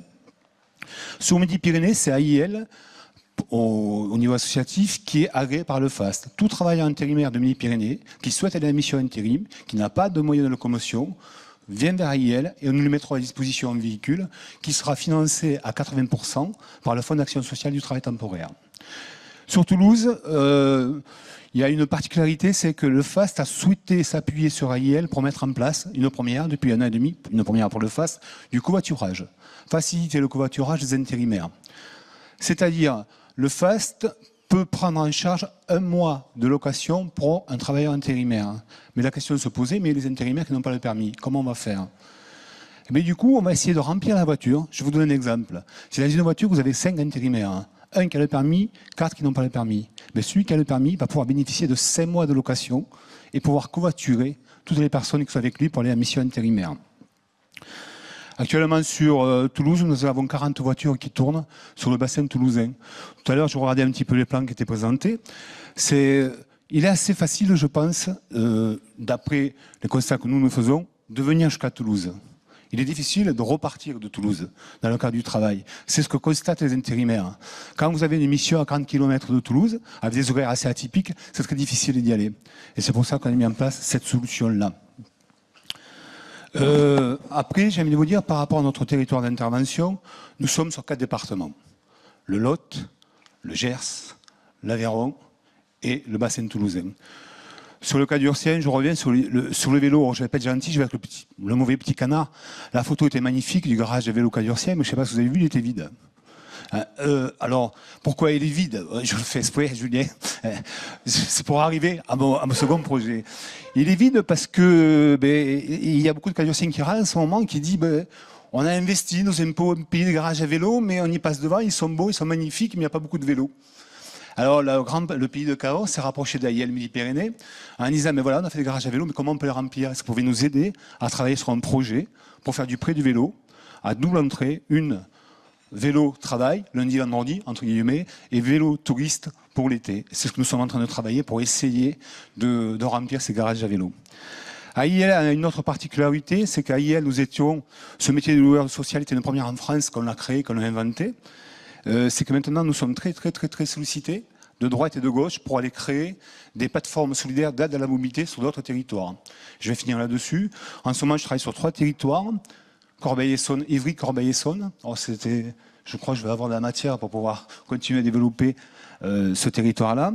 Sur Montpellier où aussi, là, ils souhaitent monter une maison de la mobilité, et sur Montauban, le Tarn-et-Garonne. Voilà, alors je ne rentre pas les détails. Alors sachez que AIL a accompagné l'année dernière 2000 personnes à essayer de résoudre leurs problèmes de mobilité. Et la porte d'entrée pour tous les services d'AIL, c'est le bilan de compétences mobilité. Bilan de compétences mobilité, pourquoi? Parce que pour pouvoir proposer une solution, faut-il connaître le problème. Et il va de soi qu'on privilégie toujours les transports en commun, s'ils existent. Par contre, s'ils n'existent pas, ce qui arrive souvent en territoire ruraux, on leur propose des solutions que nous avons mises en place. Parfait, merci beaucoup Jean-Pierre Clerc, directeur de l'association AIL. Allez, comme prévu, on a 3 quarts d'heure pour nous jusqu'à 11h. Questions, réflexions, commentaires. Juste les consignes, vous levez la main, on vous passe au micro, vous vous levez, vous vous présentez et vous parlez. On commence par monsieur. Bonjour. Thomas Berthet du bureau d'études Indigo Altermodal. Je suis très intéressé par cette dernière intervention parce qu'elle vient justement apporter des solutions dans des endroits qui sont encore des creux. Ce que je dis n'est pas du tout un reproche ni à l'encontre de Tisséo ni de la région. Je vois bien l'ampleur du travail fourni récemment sur la tarification, sur les pôles d'échange, etc., sur le développement du vélo. La question, c'est plutôt une question très toulousaine et une question vraiment à l'échelle des autres villes qui comptent un peu dans la région. D'abord à l'échelle des autres villes qui comptent un peu dans la région, puisqu'on a beaucoup parlé de Toulouse, et c'est logique vu qu'on est ici. J'ai un peu l'impression, souvent, quand je vais à la gare de Montauban, à celle d'Albi, à celle de Tarbes, qu'on n'est pas encore dans des gares centrales d'agglomération qui comptent, qu'on est encore plutôt dans des grosses gares de campagne. Et je me demande si on n'a pas un problème... ne serait-ce que de desserte, d'horaire. Est-ce qu'on a conçu ces gares-là comme des gares de descente ou seulement comme des gares de montée pour l'instant? J'ai souvent l'impression qu'il manque des haltes dans les territoires les plus denses qui sont assez proches de ces agglomérations-là, par exemple. C'est peut-être un petit peu moins vrai à Albi, où on a un tissu de gares relativement dense, Carmaux au nord, L'Isle-sur-Tarn, Rabastens, etc., Gaillac, bien sûr, Marsac. Bon, on a un peu plus de gares autour d'Albi, et puis on a Albi et Madeleine, mais pour moi, ça fait un peu figure d'exception, presque, ça. Autour de Tarbes, on a beaucoup moins de gares et beaucoup plus pauvrement desservies. Je me demande quels sont les projets de la région pour que ça soit pas seulement Matabio, le cœur du réseau, et les gares toulousaines plus largement, puisqu'il y a d'autres gares que Matabio sur l'agglomération. Et ma question toulousaine, c'est sur le travail de coopération avec Tisséo qui est commencé. On voit la ligne C par exemple, mais on a encore beaucoup de problèmes de tarification. On ne peut pas aujourd'hui utiliser un titre urbain pour aller de Muret à Toulouse, ni de Toulouse à la Beige, ni de Matabio au lycée international de Colomiers, alors qu'on a là des transports en commun très performants, le TER en titre propre intégral, pour faire ces trajets-là. Quelle solution? Et dernière question sur ce lien Tisséo-région. Je remarque encore souvent dans le cadre des études que j'ai à conduire pour le Grand Toulouse, pour Tisséo ou autre, des voies ferrées, TER, qui croisent des axes stratégiques du réseau Tisséo, des sites propres bus, etc., sans connexion. La caricature étant bien connue, la Vache, route de Longueuil, où le métro et le train se croisent sans se toucher, mais ça on sait qu'il y a des études là-dessus. Mais c'est très fréquent. Quand on regarde un petit peu avec cet œil-là les deux réseaux, on a l'impression qu'ils ne se parlent pas, et j'aimerais bien en savoir un peu plus sur la politique de la région en termes de création de haltes nouvelles pour essayer de solutionner ça. Allez, on commence donc par la région, puisqu'on a 2 représentants ici, dont un élu. Les gares de nos villes, dans nos départements. Charles ? Oui, sur l'ensemble des questions qui ont été posées. Sur le hors Toulouse, pour aller vite, les gares en dehors, l'orientation qu'on a, c'est de travailler avec les villes et les agglomérations concernées pour faire des gares des véritables lieux d'intermodalité. Parce que c'est ça la question. Plus que la question du repositionnement de la gare, repositionner la gare de Tarbes ou de Montauban. Non, mais oui, mais attendez. Mais une des questions qui est posée, en tout cas que nous posons, et c'est ça notre orientation, c'est de créer, dans les gares existantes, de vrais pôles d'échange. Tisséo l'a dit pour Toulouse, mais qui soient dans ce cadre. Pour l'instant, en Midi-Pyrénées, il n'en existe que 2, c'est Auch et Rodez, que nous avons conçu, créé. C'est-à-dire que les bus urbains, les bus de département, l'ensemble des transports sont organisés en cohérence avec la gare. Et c'est ça le concept qu'on veut développer. On veut travailler avec Montauban, avec Tarbes, avec l'ensemble des villes. C'est ça notre projet. En tout cas, nous, on défend cette idée-là. Sur des gares à créer, on en a créé une, mais c'est dans l'agglomération toulousaine, Gallieni, par exemple. Donc, on n'est pas fermé à l'idée de créer ou de repositionner des gares. On prend l'exemple de la Beige. Il est évident que maintenant que la décision du métro est prise, nous allons lancer des études pour voir le positionnement le plus adéquat de la gare dans ce secteur et revoir le cadencement. Donc, pareil sur le nord de la ville, avec la mise à 4 voies. Après, moi, on n'est pas fermé, Christophe le dit, mais on n'est pas du tout fermé à des repositionnements ou l'ouverture de gares. La question, elle est, alors je pense plus dans l'urbain, et c'est la deuxième partie de votre question, enfin de votre réflexion, c'est que nous militons pour effectivement une complémentarité des modes. Une complémentarité, mais pas une substitution. Et là, je veux être clair, en urbain, le ferroviaire ne remplacera pas des modes lourds urbains. Il sera complémentaire, mais il ne pourra pas remplacer. Si on prend la ligne vers Colomiers, par exemple, on est aujourd'hui au maximum de ce qu'on peut faire. D'un point de vue ferroviaire, j'entends. Dans le cadencement possible, on est au quart d'heure, le système ferroviaire ne pourra pas monter, ne pourra pas aller en dessous du quart d'heure. Un tram, c'est, je ne sais pas combien, 4 minutes, 3 à 4 minutes, le cadencement. Non, mais, oui, mais je parle, moi, du système ferroviaire pur.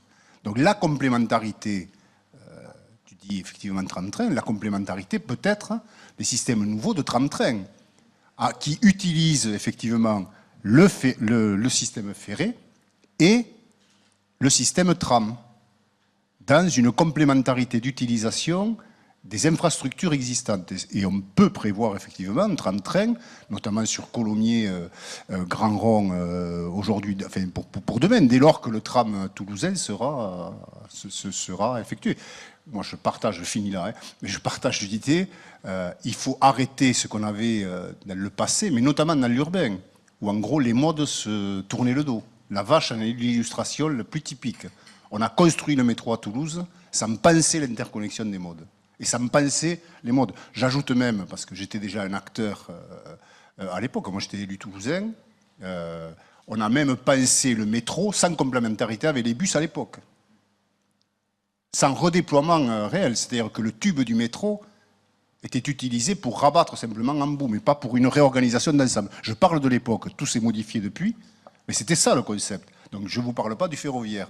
Et je vous rappelle qu'au début du métro, y compris la tarification, elle ne l'a pas été faite, mais le projet initial était de séparer la tarification du métro et des bus. Du métro et des bus. Donc, vous voyez, on vient de loin, effectivement, mais je pense qu'il faut qu'on aille dans une autre conception. Christophe. Alors juste pour poursuivre sur ces aspects-là, pour confirmer qu'on vient de loin, c'est avoir en tête quand même qu'on vit avec un réseau ferroviaire qui n'a quasiment pas évolué depuis près d'un demi-siècle. L'exemple type, c'est on est en train aujourd'hui de doubler la voie entre Toulouse et Saint-Sulpice. Et ça fait de l'ordre de 50 ans qu'une nouvelle voie, hormis ce qui s'est passé sur Colomiers, une nouvelle voie n'avait pas été posée en Midi-Pyrénées. Et comme je vous l'ai dit en introduction, de 2002 à 2012, la région est passée de 150 trains à 360 trains. Donc le ferroviaire, il est très séduisant. Et c'est vrai que quand on le voit irriguer le territoire de l'agglomération, on se dit si on pouvait rajouter une gare, ça serait pas mal. Simplement, le réseau ferroviaire, c'est pas le couteau suisse du transport. On ne peut pas non plus faire tout ce qu'on veut. Et on a une obligation, nous, au niveau régional, c'est d'assurer la mobilité à l'échelle de ce territoire régional et non pas uniquement à l'échelle de l'agglomération. Et il faut savoir que quand on crée un arrêt dans la zone urbaine, c'est 3 minutes de plus pour ceux qui viennent de plus loin.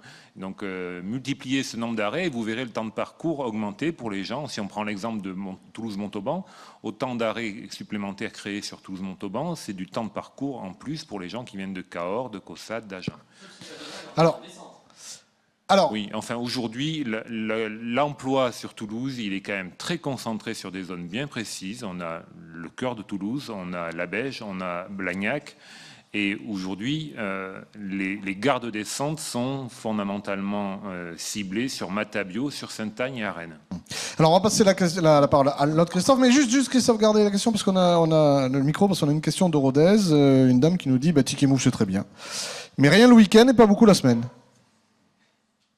Alors c'est ce que j'ai dit tout à l'heure, c'est-à-dire que Ticket Move, il est orienté sur certains trains, il est orienté sur les trains à faible trafic.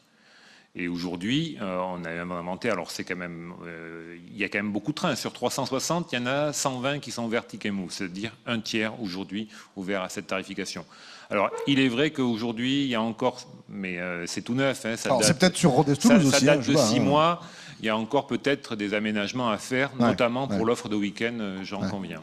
Christophe, pour Tisséo, pour le complément de réponse à la question. Alors moi, je réponds sans filet, mais bon. C'est clair qu'aujourd'hui, on est dans une agglomération où les transports en commun ont été développés par chaque autorité organisatrice des transports sans forcément de lien entre nous. Donc aujourd'hui, on est confronté en fait à des demandes récurrentes de plus en plus des populations qui sont confrontées à des problématiques de déplacement au quotidien, des problématiques de mobilité, des problématiques de coûts économiques par rapport à ce qui se passe en matière de ressources et d'énergie. Pour nous, l'enjeu, c'est de développer prioritairement le réseau urbain. Alors, on a des projets de développement du réseau lourd, notamment du tramway, des bus à haut niveau de service ou des bus qui circuleront en site propre, avec également des enjeux de couverture géographique de l'agglomération. Enfin, on travaille quand même pour une centaine de communes. On a 77 lignes de bus aujourd'hui en exploitation. L'intégration du Murtin va très certainement nous conduire à créer de nouvelles lignes de bus. On a la chance d'avoir un réseau ferroviaire avec 6 lignes, avec des haltes existantes ou des gares existantes. Autour de ces gares qui sont quand même sur l'agglomération toulousaine, sur des grosses communes, Pibrac, Muret, Portet, Colomiers, etc. Voilà, avec une certaine densification pour certaines communes. Voilà, donc nous l'enjeu c'est pas de concurrencer le système ferroviaire, mais de mieux organiser les rabattements vers les gares et vers les haltes, dès lors que les utilisateurs ont un intérêt, bien entendu, à prendre un bus ou un métro ou un tramway pour aller rechercher un train ou inversement.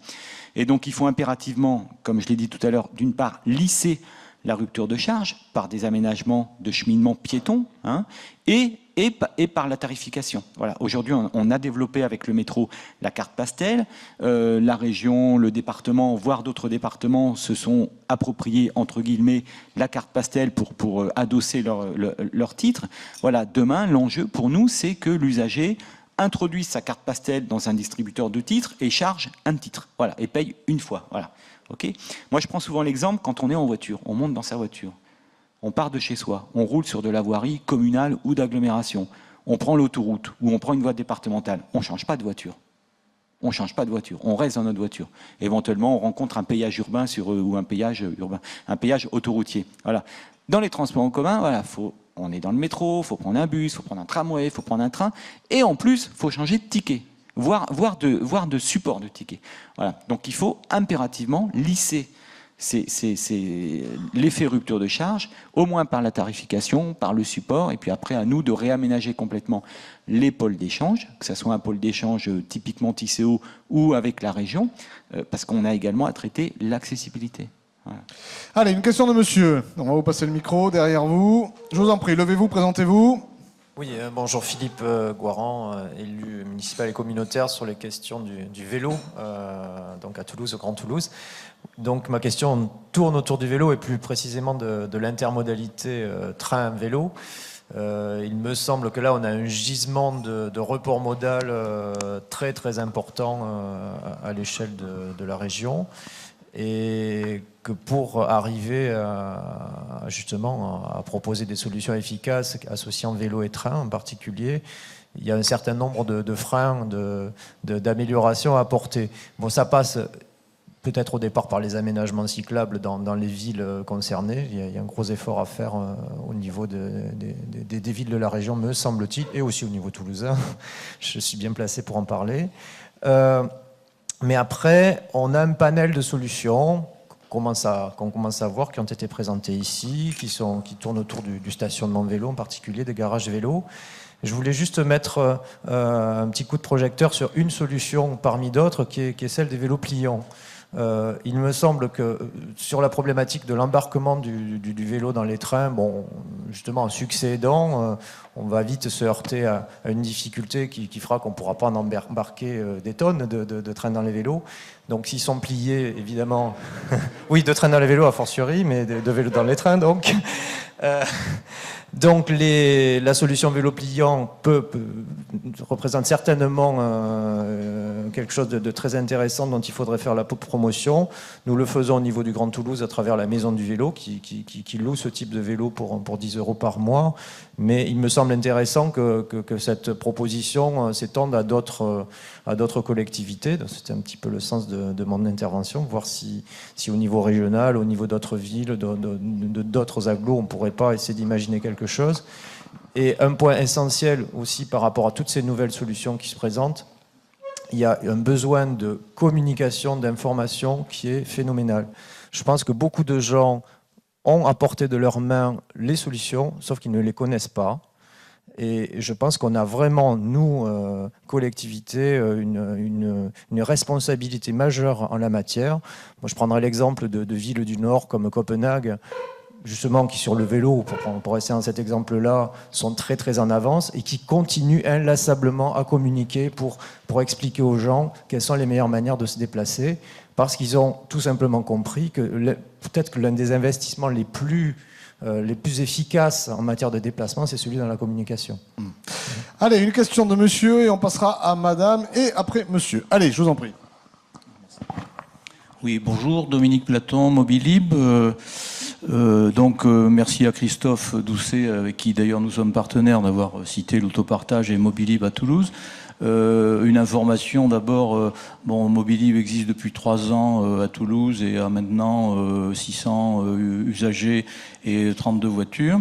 Avec beaucoup d'engouement pour ce mode de transport, puisque, on a dit, un des premiers transparents tout à l'heure disait qu'il faut essayer de se débarrasser de la voiture, limiter l'usage de la voiture.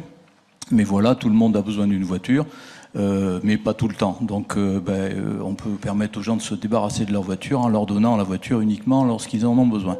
Donc pour le moment ça marche, nous avons encore beaucoup d'inscriptions. Cela dit, et on en parlait très récemment, donc mon message ne s'adresse pas à Christophe Doucet et à Tisséo, mais peut-être aux autres personnes. Mobilib a eu une forte croissance, plutôt meilleure d'ailleurs que dans les autres villes de France.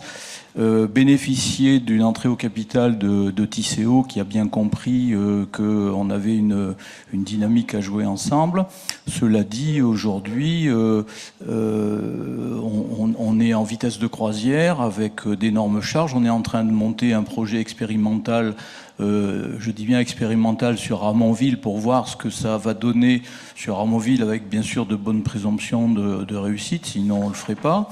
et d'autres communes attendent de voir cette expérience pour voir comment on peut propager ça à l'extérieur.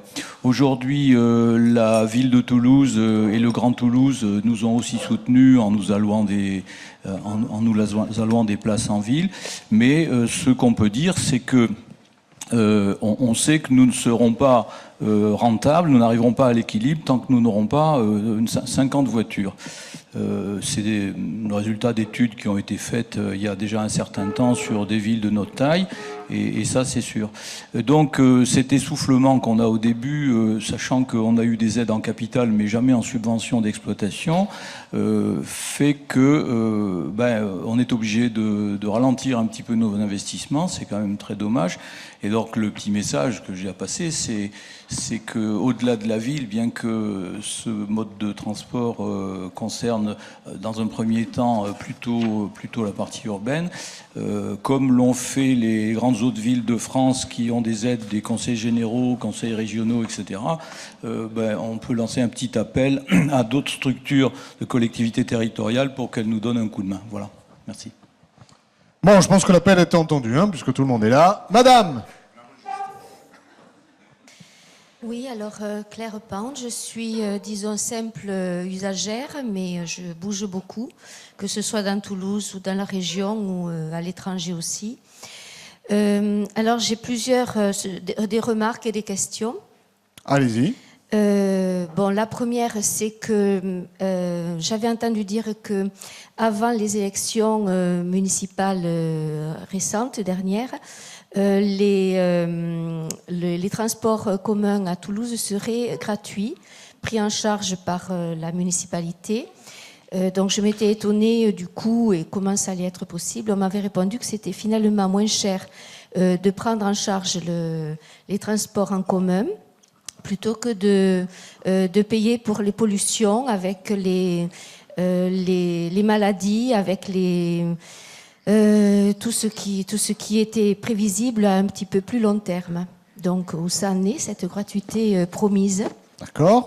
Ensuite, je remarque aussi que lorsque je prends le bus pour aller de chez moi en ville, j'aurai plusieurs arrêts à faire pour faire différentes courses. À chaque fois, il faudrait que je paye un ticket. C'est la réponse que j'ai eue par le chauffeur du bus.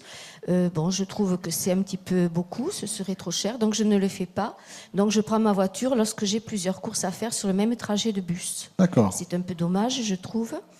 Ensuite, toujours pour le système bus, je suis allée également à Copenhague et j'ai trouvé que quelque chose était particulièrement impressionnant. C'est que nous sommes allés de Copenhague à la sortie, donc à une vingtaine de kilomètres alentour, et nous sommes revenus la nuit vers 1h, 2h du matin. Et à ce moment-là, les bus étaient pleins. Il y avait des bus comme dans la journée, et les bus étaient pleins de monde. Donc, du monde dans les rues, pas peur de circuler la nuit.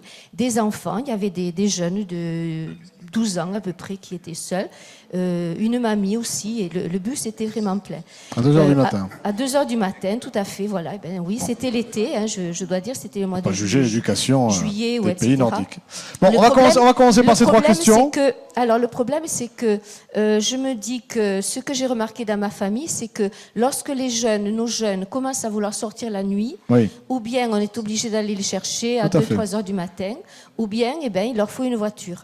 Et le problème du métro, c'est pareil. Alors, à partir de ce moment-là, c'est lancé dans la tête, on a besoin d'une voiture, donc c'est l'impératif. Ensuite, le tout métro. C'est-à-dire que, j'ai entendu beaucoup le mot rabattement.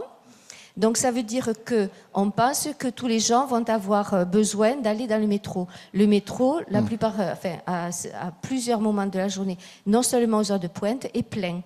Alors que les bus, les couloirs de bus sont vides, donc il faut laisser la place. Les voitures n'ont pas le droit de circuler, etc. Ce qui est très bien. D'un autre côté, les couloirs de bus sont vides. Je me dis que peut-être on peut utiliser davantage les couloirs de bus.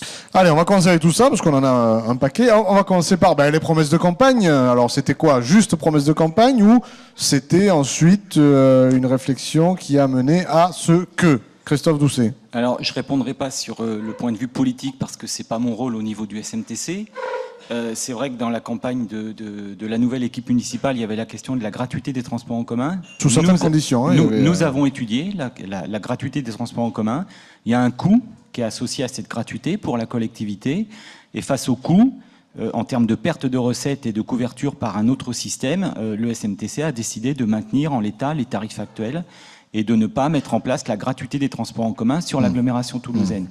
La gratuité des transports en commun a été mise en place dans d'autres réseaux urbains de taille beaucoup plus petite, dans des villes moyennes qui ne dépassent pas 70-80 000 habitants. Ce n'est pas un gage de garantie sur l'efficacité du réseau de transport en commun et sur l'augmentation de la clientèle. Il y a même une perte d'appropriation du transport en commun, de non-respect du transport en commun, du non-respect des personnes qui travaillent dans ces transports en commun. Voilà, donc il y a également des aspects sociaux qui ont été considérés dans cette approche. Alors, autre question très pertinente, je fais des sauts de puce, effectivement, je m'arrête chez le boucher, chez le boulanger, je vais un peu plus loin, et c'est pratique le bus, mais effectivement, je descends, je monte, je descends, je paye à chaque fois, c'est pas bien ça? Le système tarifaire ne permet pas effectivement de vous êtes sur la ligne 63, vous descendez acheter votre baguette de pain, vous ne pouvez pas effectivement remonter dans la ligne 63 et revalider votre titre. Voilà, c'est. Par contre, le titre est valable 1 heure et vous pouvez passer d'un bus à un métro. Donc c'est une faiblesse du système tarifaire actuel. Et alors, dernière chose qui est effectivement intéressante, puisque Toulouse étant une ville étudiante, hein, restons sur Toulouse pour ça, ce problème effectivement de plus rien avoir à partir d'une certaine heure le soir. On ne peut pas obliger nos jeunes à rentrer à 1 heure du matin. Qu'est-ce qu'on fait à 2, 3 heures? On prend la voiture, on vient se faire chercher. Comment on fait? Alors, d'une part, dans Toulouse même, pour se déplacer la nuit, il y a maintenant les vélos. Voilà, vélo depuis Toulouse pas longtemps d'ailleurs. Depuis peu de temps, voilà, mais c'est une décision qui relève de l'entreprise qui gère le système de vélo Toulouse. Alors, en termes de transport en commun, on ne peut pas ouvrir le métro 24 heures sur 24. Premier élément de réponse. Il y a des contraintes d'exploitation, c'est un métro automatique. On est obligé d'avoir une coupure de 3 heures minimum pour remettre en sécurité tout le dispositif et s'assurer que tout fonctionne. En termes de lignes de bus, il n'y a pas tant de demandes de déplacement que ça, notamment dans les communes de la périphérie. La commune de la périphérie est principalement constituée de communes dortoirs, on va dire, j'aime pas trop ce terme, avec peu de lieux de vie le soir, et il n'y a pas forcément des mouvements significatifs, des mouvements massifs entre Toulouse et les communes de la première couronne. Après, dans Toulouse, il y a des lieux de vie nocturnes, effectivement, des espaces culturels, des espaces plus festifs, où on a une question récurrente de desserte en transport en commun. Alors, c'est pas si facile que ça, que de mettre en place un système de transport en commun la nuit. Il y a des conditions de fréquentation, il y a des questions sociales, parce que vous faites travailler les gens la nuit. Il y a des questions de sécurité publique. On est quand même dans une société qui n'est pas forcément toujours très sécurisée. Donc, il faut assurer la sécurité et des conducteurs et des personnes. Voilà, donc on étudie la mise en place progressivement d'un réseau de nuit. Il y a quelques lignes de bus qui ont été tirées progressivement vers 21h, 22h. Le tramway fonctionne jusqu'à 1h du matin, dessert certains espaces culturels. Après, on ne va pas forcément mettre en place une ligne de bus pour chaque boîte de nuit, pour chaque lieu festif organisé par des étudiants, etc. Donc on a étudié la mise en place d'une ligne de nuit qui dessert notamment, qui partirait d'un point central de Toulouse, qui irait desservir notamment le sud-est de l'agglomération vers la station Ramonville. Voilà, mais ça nous a posé pas mal de questions, notamment de sécurité et de clientèle. Voilà, alors, question annexe aussi, on a souvent des réflexions, on en a eu aussi sur Internet, une ville comme Toulouse par rapport à Palma, par rapport à Munich, il n'y a pas de taxi, on n'en trouve pas, c'est trop cher. Plus de taxis, moins cher aussi. Les taxis en France sont réglementés à l'échelle nationale ou par les préfets. On est dans un système assez particulier en France, effectivement, avec des quotas, avec une difficulté d'acquérir une licence. Voilà, aujourd'hui, il y a un dialogue qui s'instaure entre les sociétés de taxi et le SMTC, notamment pour implanter des têtes de station sur certaines stations de métro. Il faut savoir que chaque commune dispose de sa propre société de taxi, entre guillemets. Donc un taxi qui travaille sur Balma ne peut pas forcément travailler sur Toulouse. Les taxis de l'aéroport sont les taxis de l'aéroport. Voilà. Donc c'est également une organisation de travail cloisonnée qui n'ont pas forcément de lien effectivement avec les transports. Et la France a une spécificité particulière. Allez, il y avait une question de monsieur par là. Allez-y. Non, là, juste là. Allez-y, ouais. Oui, c'est vous. Après, on passera à monsieur et monsieur. Donc, Julien Savary, l'association Vélo à Toulouse. Et monsieur. Je voulais poser une question sur l'intermodalité, enfin, poser un problème plutôt sur l'intermodalité train plus vélo. Mais il y a un aspect oublié dans le train plus vélo, c'est l'intermodalité bus plus vélo. Je m'explique. Sur le train plus vélo, nous avons des contacts réguliers avec le conseil régional et nous avons accepté votre politique qui est la suivante, développer les stationnements dans les gares, parce que le transport des vélos dans les trains de façon importante conduit à des problèmes pour les navetteurs, pour le domicile de travail. Et donc, vous avez un plan de développement des stationnements dans les gares, dont, avec une ligne expérimentale, mais en fait, vous êtes déjà en train de développer des stationnements dans beaucoup de gares ailleurs. Donc, sur le principe, nous l'avons accepté dans la mesure où vous avez accepté de maintenir le transport des vélos dans la majorité des TER, dans la limite d'un certain nombre de places disponibles, de crochets installés et dans les commandes de nouveaux matériels. Donc nous sommes assez en phase avec vous sur les grands objectifs de cette politique. Nous demandons qu'une accélération, mais en fait ce n'est pas qu'un petit que, une accélération du plan. Mais attention, si on prend que les TER, et si je prends qu'un dépliant comme ça, il y a une petite ligne dont on n'a pas parlé, qui est souvent le type de véhicule. Et très souvent, à la place de train, il y a marqué CAR, car. Et pour nous, car, c'est la catastrophe, parce que car, ça veut dire n'accepte pas les vélos. Donc, pour le transport des vélos dans le transport en commun, nous vous demandons qu'il soit possible sur tous les transports en commun régionaux pour deux choses. Le transport occasionnel, déplacement, recherche d'emploi, problème de vélo, j'ai un vélo à stationner à la future gare de Toulouse, mais il est en panne, je le ramène réparé, ainsi de suite, et pour le tourisme. Et là, il faut faire un lien avec la politique touristique des véloroutes et voies vertes du Conseil régional. Ouais. Donc, de plus en plus de trains sont remplacés par des bus. Moi, j'aimerais avoir les chiffres, la part des bus régionaux dans les TER régionaux. On va vous répondre là-dessus. Je n'ai pas fini. Alors, non, mais très rapidement. Très rapidement. Lors des travaux sur la ligne Toulouse-Saint-Sulpice, pendant 3 étés, on a eu des bus de remplacement qui ne prenaient pas les vélos. Nous vous avons écrit, vous nous avez répondu, c'est pas possible. Mais je voudrais vous dire que c'est ça que je veux montrer à tout le monde. Ça, c'est en Seine-Maritime. Donc, les vélos dans les soutes des bus, c'est possible, il suffit que vous le demandiez aux transporteurs, ça ne coûterait rien.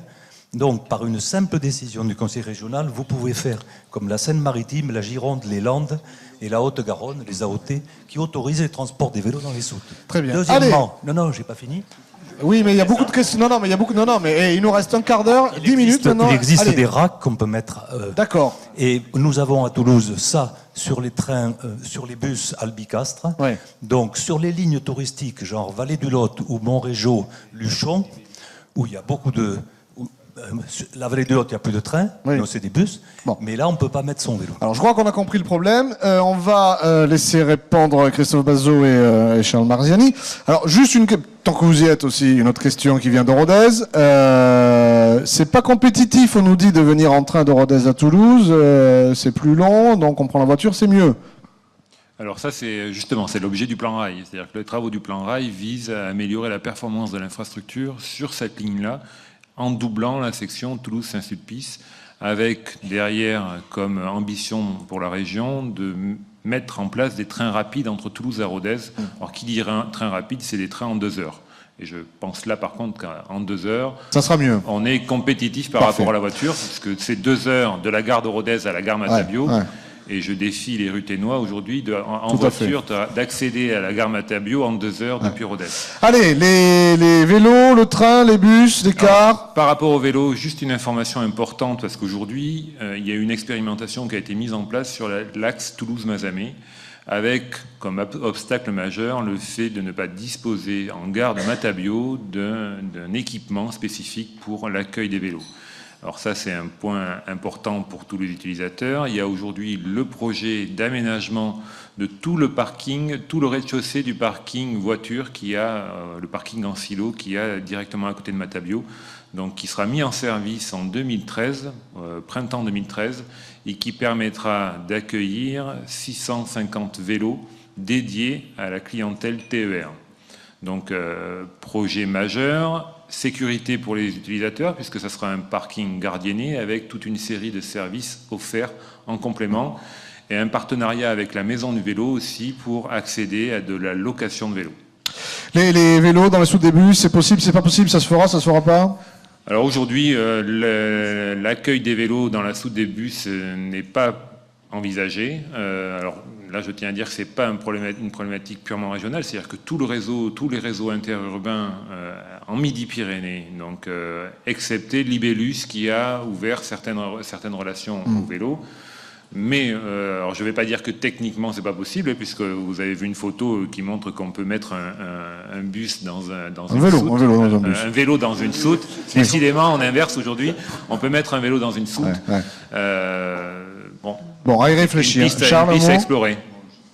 Bon, allez-y rapidement. Non, justement, c'est effectivement une question qu'on peut explorer. Moi, mais il faut qu'on l'explore là aussi. Moi, je suis prêt à l'explorer, mais en cohérence aussi avec d'autres, parce que à Midi-Pyrénées, ce sont les départements qui ont le plus de bus et les agglomérations. C'est pas la région.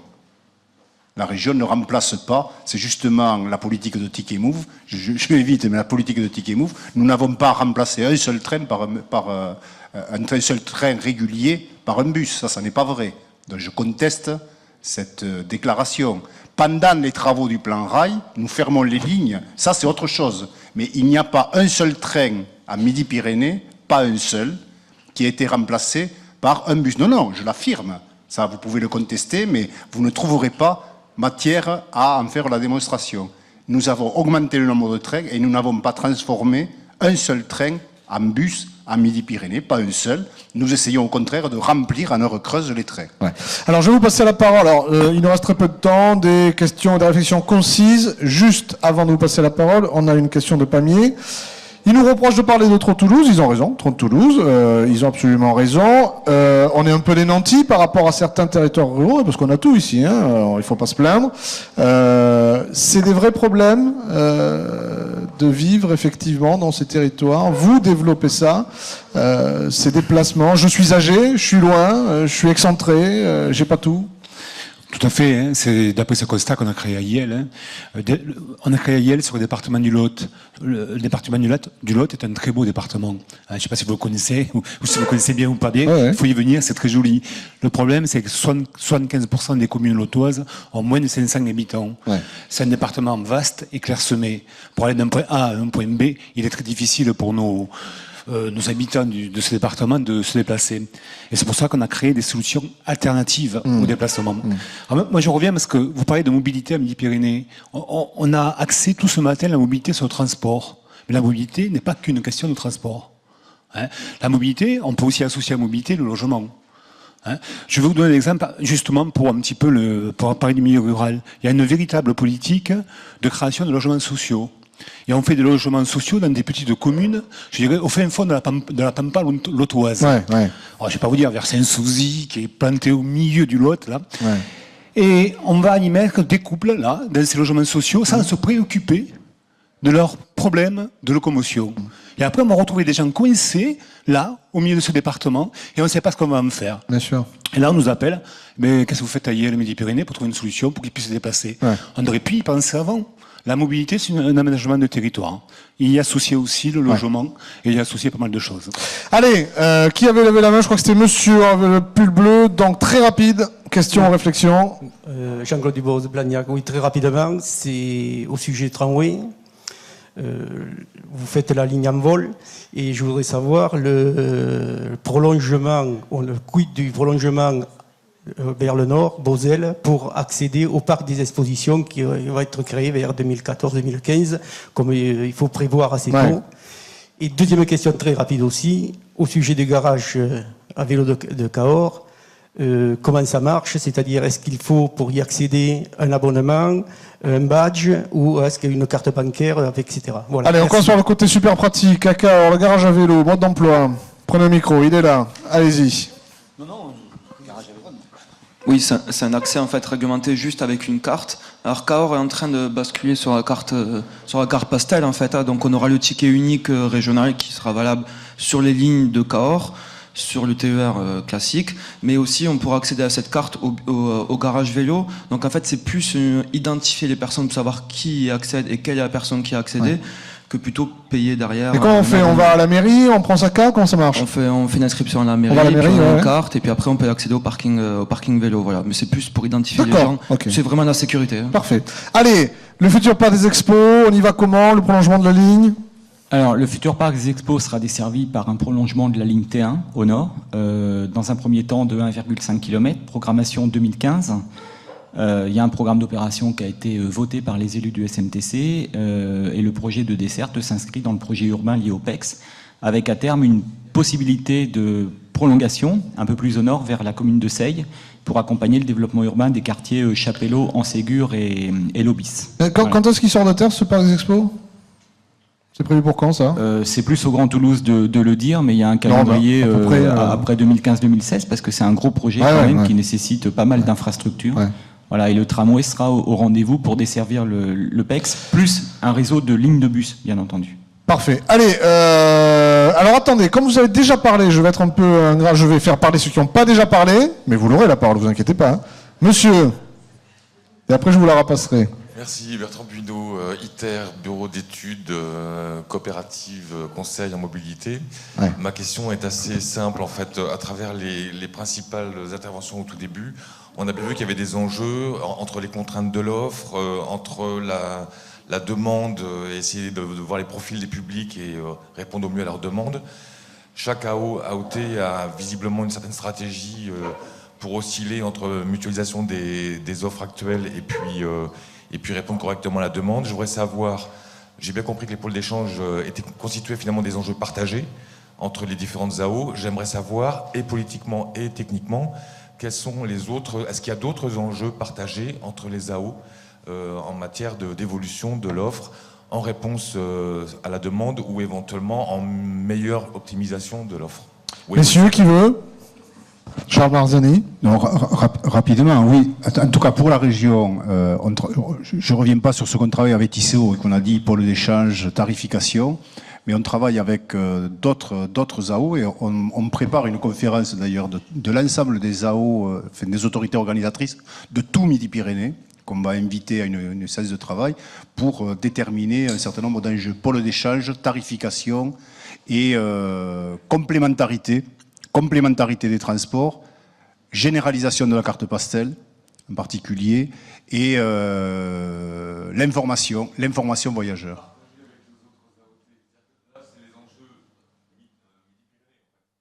Non. Les enjeux avec les AOT, c'est-à-dire c'est Tarbes, Albi, Cahors, etc. C'est-à-dire qu'on et les départements. J'ajoute que les départements sont responsables des transports scolaires en particulier aujourd'hui, donc qui est un enjeu considérable. Donc voilà. Mais ça c'est d'ici l'été. Allez, monsieur, très rapidement, et on passera à monsieur là-bas. Allez. Oui, je ne me suis pas totalement présenté tout à l'heure. Je suis aussi membre du conseil syndical, le TICEO. Et comme Christophe Doucet a répondu tout à l'heure à madame sous un aspect technique, je ne pouvais pas me défausser et ne pas répondre sur l'aspect politique. Donc effectivement, on avait un engagement lors de la campagne électorale de proposer la gratuité pour les moins de 25 ans. Je voulais déjà préciser ce point. La situation financière de TICEO, telle qu'on l'a découverte, n'a pas permis de mettre en œuvre cette mesure. On la garde, on va dire, sous le coude. On a préféré, ça a été expliqué, travailler sur la qualité, parce qu'effectivement, pour développer le transport collectif, la qualité du service est plus importante que le prix, au final, enfin, pour peu que le prix reste acceptable, évidemment. On a quand même proposé une offre à 10 € par mois pour les moins de 25 ans, donc il y a quand même des avancées qui ont été faites. Il y a des tarifications, par exemple les tickets tribus qui aussi permettent aussi de voyager à plusieurs pour moins cher. Donc il y a quand même des choses qui ont été faites. Et juste un tout petit point, un tout petit détail à propos des vélos Toulouse qui sont maintenant accessibles la nuit. Oui. C'est une décision politique d'aller négocier avec l'opérateur l'opérateur JC2Co pour obtenir ce 24 heures sur 24. Je voulais quand même le préciser. Les étudiants vous en remercient. A été longue. Alors, monsieur d'abord, et on terminera avec vous. Allez-y. Bonjour, Patrice Cross, citoyen ariégeois. Donc voilà, j'aurais 3 ou 4 questions. Alors, on va dire un peu. Allez. Donc, pour le monsieur de Tisséo, non pas Tisséo, TER, pardon. Christophe, j'ai pas entendu. Bazo, on a 2 Christophe, Doucet et Bazo. Voilà, la région est Tisséo. Vous avez parlé donc d'objectifs, un objectif pour 2014 de plus de 900 000 ou 7,6% de voyageurs en plus. Alors ces objectifs qui sont basés sur quoi? Pourquoi? Voilà une des questions. Il y a 62 000 titres donc, vendus depuis le lancement de Ticket Move. Je voulais savoir si c'était 62 000 titres en plus de ce qui se vendait déjà ou c'est simplement un transfert. Mais attendez, il va répondre à ça et après on enchaînera avec les 2 autres. Christophe. Les 62 000 titres, c'est pas en plus, puisque la tarification n'existait pas, donc on ne peut pas comparer à une tarification antérieure. On estime que sur ces 62 000 titres, donc qui correspondent à des déplacements, il y en a environ un quart qui sont des déplacements nouveaux, qui auparavant ne prenaient pas le train. Le reste, c'est du report de gens qui utilisaient auparavant déjà le train. Merci. Et sur l'objectif de 900 000, alors ça c'est une étude faite par la SNCF qui estime qu'avec cette offre tarifaire, on peut capter une clientèle nouvelle de l'ordre de 900 000. C'est une projection. Oui, c'est une projection. D'accord, tout à fait. ok. Allez. Sur 3 ans. Hein. J'avais une petite question pour monsieur Christophe Doucet. Dans le cadre du développement là, de SNTC, est-ce qu'il y a, justement, parce que vous parlez donc de capter un petit peu l'intérêt des particuliers, j'ai cru comprendre, mais est-ce qu'il y a des actions qui sont faites de partenariat ou d'information auprès des entreprises, justement, qui reçoivent chez eux, donc ils doivent avoir des parkings pour recevoir les gens qui travaillent chez eux. Donc je voulais savoir s'il y avait des actions qui étaient faites en ce sens. Alors ça, effectivement, c'est très important, on n'en a pas parlé aujourd'hui, mais il y a un des acteurs aussi principaux, ce sont les entreprises, hein, c'est l'économie. S'ils ne se bougent pas, s'ils font rien, s'ils n'ont pas les moyens aussi, quelque part, ça ne marchera pas. Christophe. Alors, en 2008, on a créé ce qu'on appelle un service de conseil en mobilité. Donc aujourd'hui, on a 2 conseillers en mobilité qui travaillent vers le million d'entreprises. On a développé ce qu'on appelle des plans de déplacement d'entreprise. Donc pour inciter les entreprises ou les administrations ou les établissements qui reçoivent du public à inciter les salariés à changer de mode de transport dès lors que, bien entendu, leur lieu d'habitation le permet.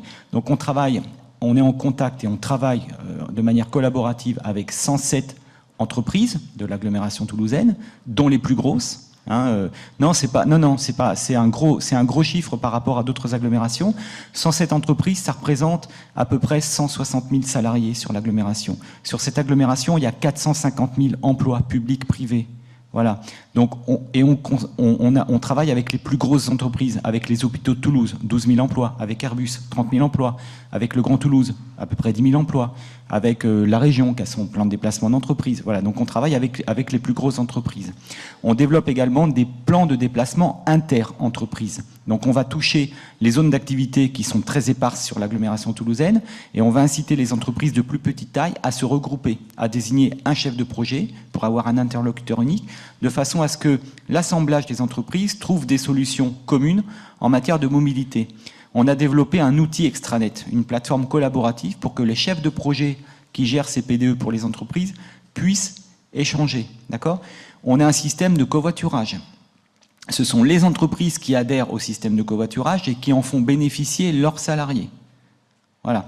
On développe des projets européens d'écomobilité et quelquefois on travaille en partenariat avec les entreprises. Donc on est bien dans le système entreprise. Pour le projet Envol de dessert de la zone aéroportuaire en tramway, on travaille directement avec les entreprises. Voilà, on a collaboré avec eux de façon à définir le tracé, éventuellement à gérer les problèmes de foncier. Voilà, donc on associe de plus en plus les entreprises. Et dernier point, on va créer, alors j'ai pas encore le terme, on a pour objectif de créer une sorte de guichet entreprise, alors c'est pas le bon terme, hein, de façon à créer un point d'entrée au SMTC pour les entreprises, de façon à ce qu'il y ait plus de liens.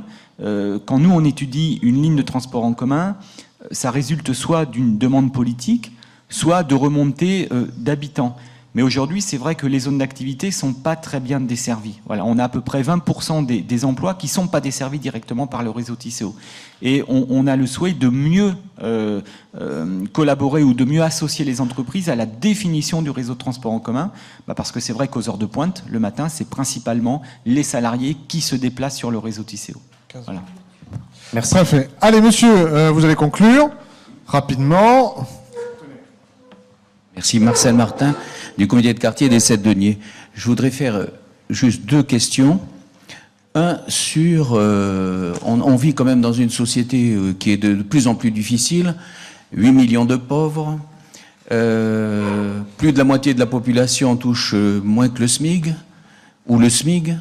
Donc il y a des problèmes de financer le déplacement. Donc vous avez tout à l'heure souligné que c'était très difficile de rendre gratuit les transports. Je peux le concevoir, je peux même le comprendre, mais je pense qu'il serait bon, dans le cadre de notre comité, nous avons réfléchi à cette situation, on pensait pouvoir faire un forfait jour métro-bus. Je parle de l'agglo de Toulouse, excusez-moi pour les autres, on n'a pas de réflexion particulière, mais l'agglomération de Toulouse, c'est quand même plus de 700 000 habitants, donc ça représente plus des 3/4 de Midi-Pyrénées. Donc un forfait jour, et ça pourrait répondre à pouvoir descendre et monter quand on veut.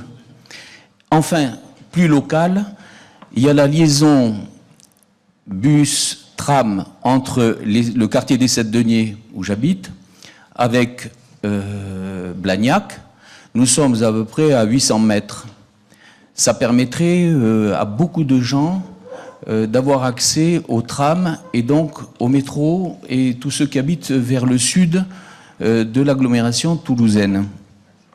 Ensuite, il y a Ginestus avec Picarel et les Chênes. Ça fait déjà bien longtemps qu'on demande que la ligne 111 puisse desservir ce quartier où il y a par exemple des gitans, comme vous le savez, mais pas que des gitans, et qui auraient une utilisation bien grande pour pouvoir aller dans les collèges et les écoles.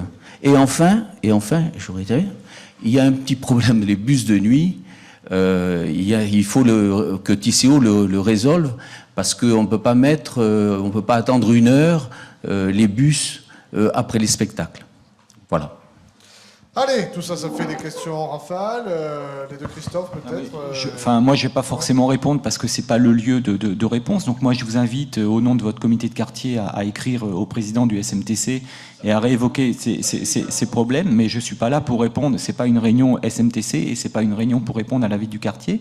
Mais je vais quand même vous apporter quelques éléments de réponse. On a développé des tarifications très intéressantes sur le réseau Tisséo avec des abonnements. Donc je pense que vaut mieux un abonnement mensuel ou annuel que de créer de nouveau une ligne tarifaire sur la grille tarifaire. Liaison bus-tram, c'est pas comme ça que les gens se déplacent. Le quartier est relativement bien desservi par une ligne forte, c'est la première ligne du réseau, la ligne 16. Et faire du rabattement bus plus tramway plus métro, c'est pas comme ça que les gens se déplacent sur le réseau. Donc il vaut mieux aller directement au centre-ville pour se rabattre directement sur le réseau métro. Le bus de nuit, j'ai déjà répondu. Et la desserte du territoire de Ginestou, etc., fait l'objet actuellement de réflexions, parce qu'on sait qu'il y a un très fort développement, notamment des activités. Voilà, et on y travaille actuellement. Pardon, allez, non. Une petite précision, parce que vous n'avez pas de micro. Mais vous n'avez pas de micro. Non, c'est fini. Non, c'est fini. Allez, on va conclure avant de laisser... oui, je sais, mais les horaires sont les horaires. On se retrouve ici le 15 mai prochain pour les espaces naturels remarquables de Midi-Pyrénées. On va laisser conclure Charles Merzani, puisque nous sommes ici à la région. Un petit mot de conclusion. Vous avez fait l'ouverture, vous faites la conclusion. Pensez au questionnaire de satisfaction. Voilà. Non, pas une conclusion, simplement remercier les intervenants, vous remercier de la tenue de cette assemblée. Simplement en soulignant, je crois, des choses qui se confirmaient par rapport au thème de la mobilité, parce que ce n'est pas simplement les déplacements. Je partage tout à fait ce que vous avez dit tout à l'heure, au thème de la mobilité. Je crois qu'il faut mieux identifier les besoins et des besoins nouveaux qui émergent. C'est vrai des territoires ruraux, mais c'est vrai aussi des territoires urbains. Il y a des mobilités nouvelles qui s'installent, en tout cas qui émergent et qui s'installent.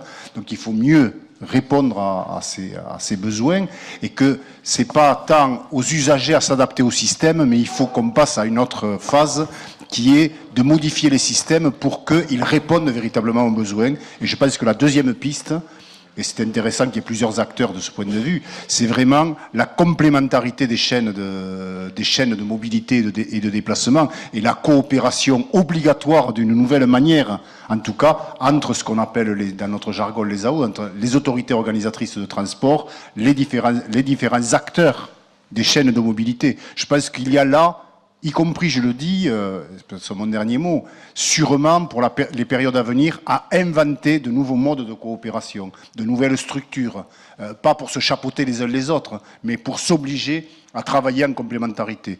J'ajoute qu'il faut aussi, c'est un volet qui n'a pas été abordé ce matin, mais qu'il faut qu'on ait en tête pour les semaines à venir, c'est qu'il faut aussi que la société, je ne parle pas de l'État, des collectivités, la société dans son ensemble dégage des moyens nouveaux pour la mobilité. Des moyens financiers, je parle. Si je prends la région, mais c'est vrai pour les agglomérations, la région aujourd'hui ne pourra pas faire plus parce qu'elle n'a pas de moyens dédiés. C'est-à-dire qu'on est au bout d'un système. Et donc je crois que si on ne résout pas cette question de nouveaux moyens pour un système subventionné, parce que parlons clairement, moi je parle subventionné de transport collectif et de chaînes de mobilité collective, nous n'avancerons pas. Donc coopération et moyens nouveaux. Merci beaucoup. Et pour les dernières questions, vous pouvez vous rapprocher des experts. Hein. Merci, et bien on se retrouve le 15. Oui, et la sortie est par là. Vous êtes rentré par là-bas, vous sortez par là. Comme ça.